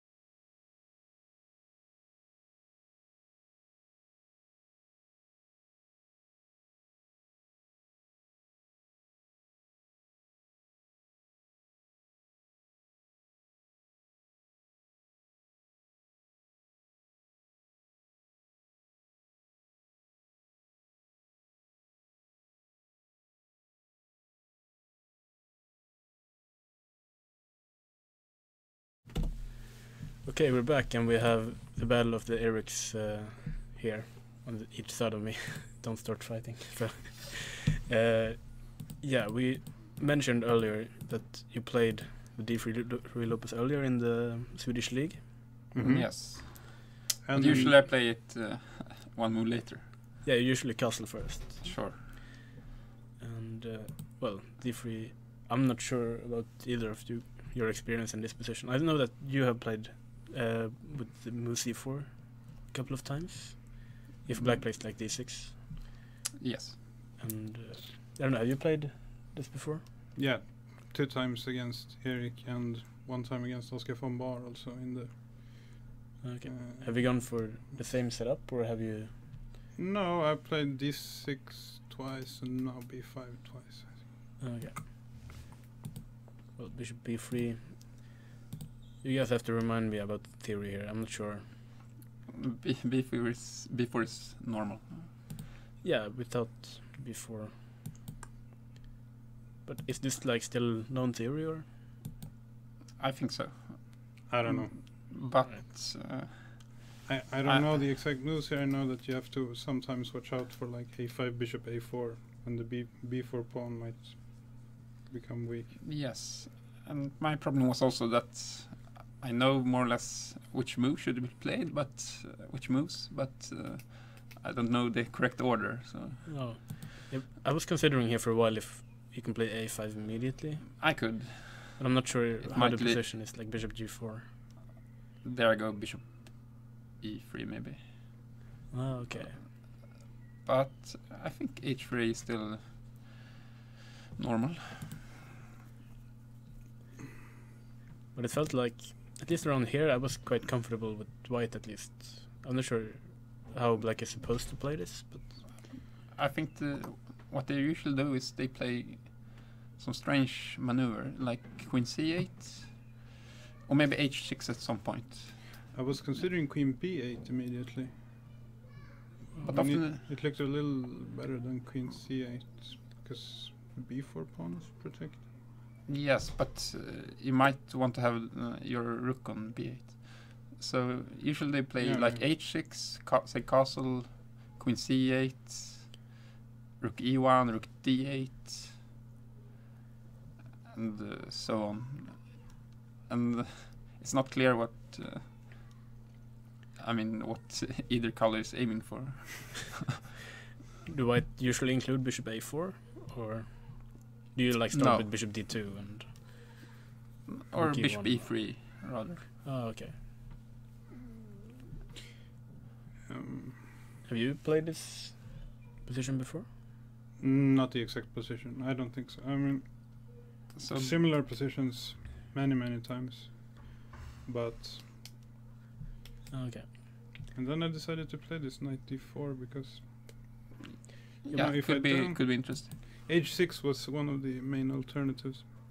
Because now I think white has to take, Yes. and then I take, and then either castles or knight d2 immediately. Yes, this all seemed quite logical, what we did. Yeah. And here I spent a lot of time considering d5 or just between d5 or what I played, but I didn't like d5. No, I think I'm just slightly better. I will Yeah. take on d5 Yeah, you take on Play- d5 and I and play rook I e1. take with the bishop, and then moves like rook e1, bishop g5 Bishop all comes f4, so bishop natural. g5. Yeah, Yeah. it's not, doesn't feel good. Did you think it was equal here, or? I think white's slightly better.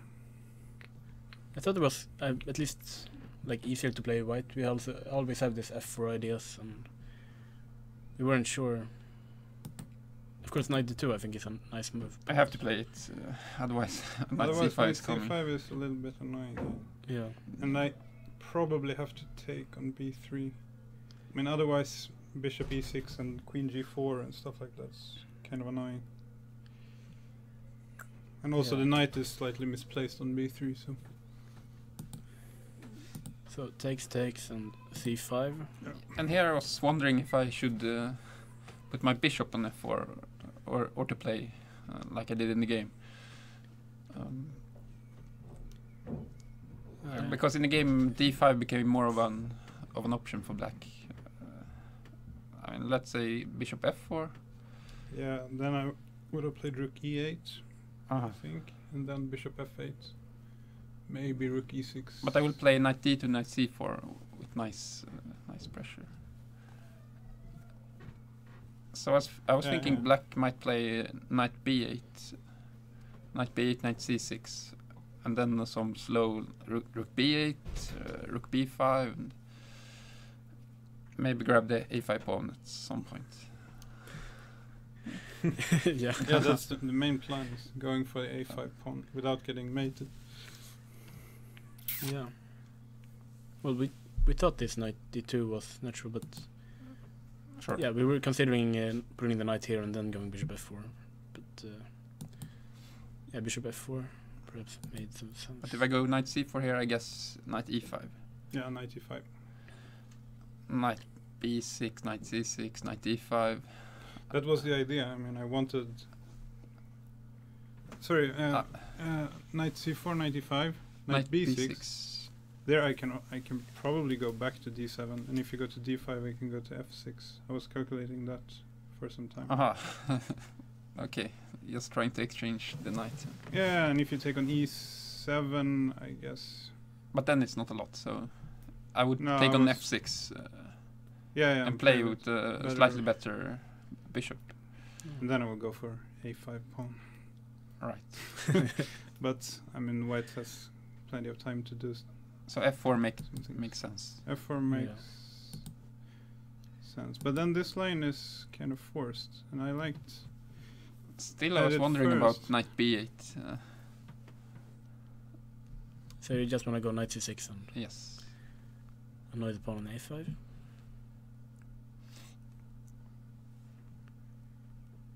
I will give it up at some point, and it will be very awkward to grab it. Yeah. So do you think like knight b8, queen g4? Or queen f3 perhaps? I don't know. Or f5. Yeah. Yeah, you play some f5 and queen g4, I mean, rook it's- f3. It felt good for white, but I was not completely sure. But if knight b8 now, then you can play knight b6, and it's annoying. Or maybe it's just the same line as before. You mean with knight 7 back?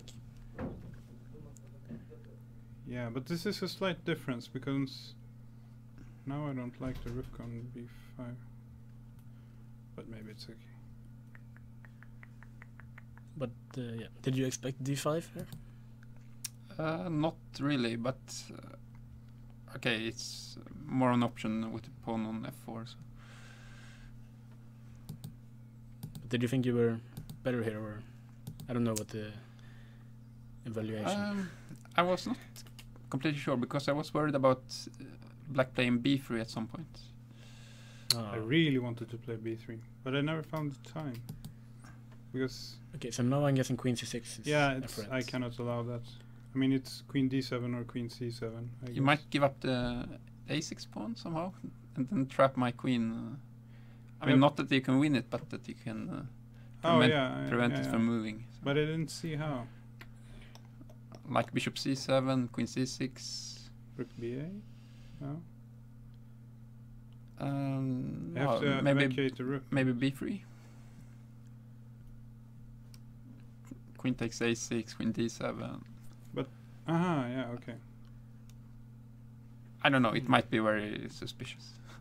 Is it working like if you play something like knight b6, queen c6, c4? I don't know. Oh, maybe that's not working. Really sucks that we can't move the pieces. Like really long variations, but And maybe sorry. rook e8, maybe it's wrong. And maybe I have to do like the knight d5 maneuver immediately. I would still go bishop g5. Yeah. Knight d5, bishop g5. But then I might play something like h6. I don't know, it feels a bit sketchy. Maybe I simply go back, bishop h4. And then I want to play something like bishop f4. If Oh. possible. To try to Mm-hmm. put something on e3. Then maybe Because some at first, f6. yeah, at first I liked this, but then this rook e4 move happened, and then I didn't like my position anymore. So do you think it went downhill from here somewhere? Yeah, definitely. I mean, here I think I have to play rook b8 Yes. because all pieces are hanging on the d file, and now here I don't know. I mean, bishop f8 feels more natural in a way to protect the king, but then there's always knight e5 in all lines, Yeah. which might be very annoying. It's less active as well. Yeah, I mean, On c7 bishop it might- c7 it controls the knight. It like limits the knight's options, and also I have the idea of taking a5 if like a lot of pieces get exchanged. Yeah. I mean, here I considered taking on e4. I guess you take with the pawn, Yes. and then just taking f6. Yes. But But I will mean, get c5 is dropping exactly. I have Yeah. queen e6 in the end. I have queen g5 check. check and queen c5. Yeah, that's what I saw, and I didn't think it was. I mean, it's a pawn down and a weak king, And there's and no the rest of my pawns are weak Yes. as well. And I will be able to block your bishop with e5 at some point. Oh yeah. So that doesn't So I work. guess- so- But if I have to play g6, it's very uncomfortable. We thought for a while that. But rook it was not e6 so easy was, to break through. Rook e6 was a nice move. I thought it was the only move because immediately you're threatening to win the knight on d5, and I can't move it. But I considered taking. No, I cannot take on e4 because the knight is trapped. I mean, takes on e4, d takes, rook e8, and then just rook f1 or something. Yeah, And the some knight- move. You will knight have to is go trapped. knight e3. Oh yeah, Yeah, I'm winning. you're winning Material. a pawn. So Yeah. I guess rook e6, queen g4. More problems. So what about h5? h5 I have to play g4, but I was not sure if it's Looks really dangerous at least. okay. Do you have to play g4? But how else to break through? Okay, maybe I can play some slow. Maybe you can play just bishop d2. I don't know. I didn't really consider h5. But after bishop d6, Yeah, now the threat is. I mean, it's bishop g7 and queen takes yeah. h7. It's horrible. So I think But yeah, I might have some way of defending, and I cannot take on f6 because just queen takes f6. Yeah. the problem here is it's very hard to find a move for black, which is not losing. And I'm guessing But- you were running low on time as well. Oh yeah. So I was thinking about getting the knight to e6, but it was not working somehow. Yeah, knight c7. I mean, isn't bishop g7 just resigns? Or no? Now Is it takes not? on e4. Yeah. Hmm. Yeah, maybe not. No, but the problem was that I can take on d6, I think, after knight c7. And queen takes, Bishop f4. queen d7. Take Oh, on sorry. c7, and then Oh, yeah. queen h6. Or queen h6 immediately. Yeah.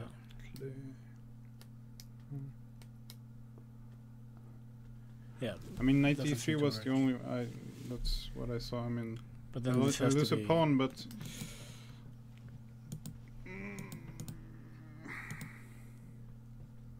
But here it just should be but over. there are Yeah. still some tricks. I mean, this should be over, of course. But I saw something like a few moves earlier. Rook d1. No, go forward. Takes. If you play rook d1 here, Bishop h2, but it's no, that doesn't work, does it? Because queen h6 is mate aha, in the okay, end. okay. But I think I have bishop g3. Ah. But then I'm not I- sure. No, it doesn't okay. work either. I mean, I get to take on h4 and f6, but it's still Oh. worse. Yeah. Well, in the game, it's just over, I guess. Yeah, I thought you would sacrifice on e5, but there's some counter chances. Where? Oh, Immediately. maybe here or next move. But I thought just rook d8 or shuts down the Okay. game or something. I mean, I cannot move the bishop. Yeah, and here, Yeah. I mean, queen h4 loses immediately, but still not much hope. No, I'm guessing every move should lose. This doesn't look very good for black. Well, No. congratulations, Eric, with a K, I guess. And yeah, and good luck to both of you tomorrow. And thank you for joining me in the analysis room. Thank you. Thank you. And yeah, I guess we'll take a short break and I'll be back soon.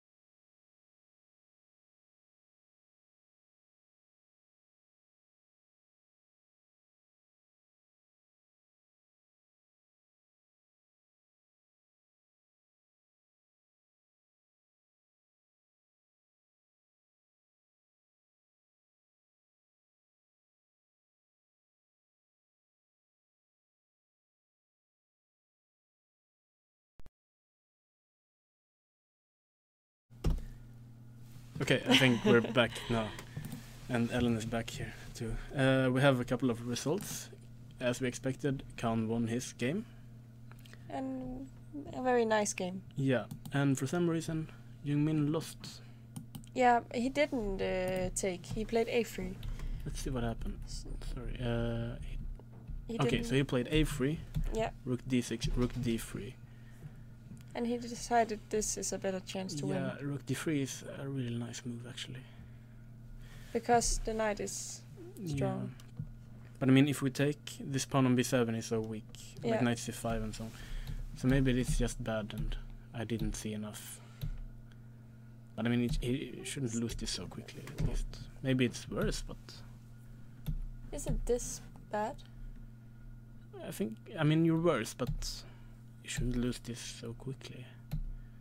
Something must have gone wrong. Oh, he just blundered. Ah, Okay, it's a bad position. I mean, knight d6 probably is about to come, but I mean, okay, this is lost. yeah. But go back. Could he play anything else? Probably he could, but when he blundered, Here.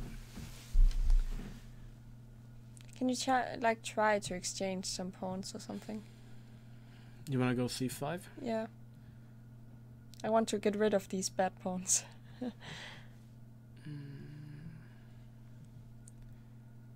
So let's say knight d6.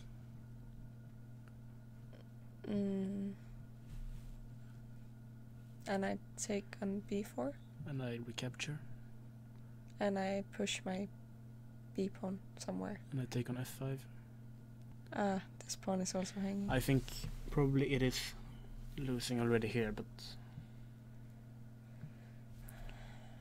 That's awful. yeah. But I mean, just a few moves ago, like somewhere around here, it shouldn't be But that I don't bad. understand why didn't he play f4? Like try to get rid of this instead. I already mentioned this earlier that f4 might be a possibility. Yeah, perhaps, but also if you play f4, you're gonna lose that pawn. Yeah, okay, but you have some time. Yeah, it's true, but Like if you can, you're going to lose that pawn, and then you play 1 versus 1 on that side, and you should be able to exchange the other pawns. Isn't it a draw then? you're asking the wrong person. I was thinking I'm- like 2 knights and a bishop and 1 pawn against knight, bishop, rook and 1 pawn. It should be a draw. I don't know, but the thing is, you can't really exchange the pawns on the queen side so easily, right? Okay, but you got 1 more. It should be possible to at least try. Yeah, maybe. And you got some time I if mean- he's going to win this f pawn. But I mean, if we just look at the next move, knight b2, if this is the best move, then we shouldn't be like rushing to give up pawns, I think. Okay, but as it happened in the game, it wasn't very good. Yeah, of course. His position got... What? Yeah, what happened here? Uh-huh. And now why can't he play the knight to d5? That's what I'm trying to figure out, but I do not know. Maybe he was afraid that he's going to attack this f5 pawn. But not really. No, this was unfortunate for Jungmin. I mean, it should be... I mean, his position is worse, but it should be... It feels like it could be a draw. Yeah, definitely. Okay, we have to take a look at the final game going on. It's Reshev against Kantan, and it's... Yeah, white is going to win this, right? It's 2 pieces against the rook. And I'm pretty sure... Yeah, actually it this is shouldn't gonna be win. that difficult. No. I think he's gonna play like h4, h5, Yeah. and put the bishop on g6, And mate. yeah, Maybe actually. yeah, like put a knight on f5 or d5, Yeah. walk up with the king.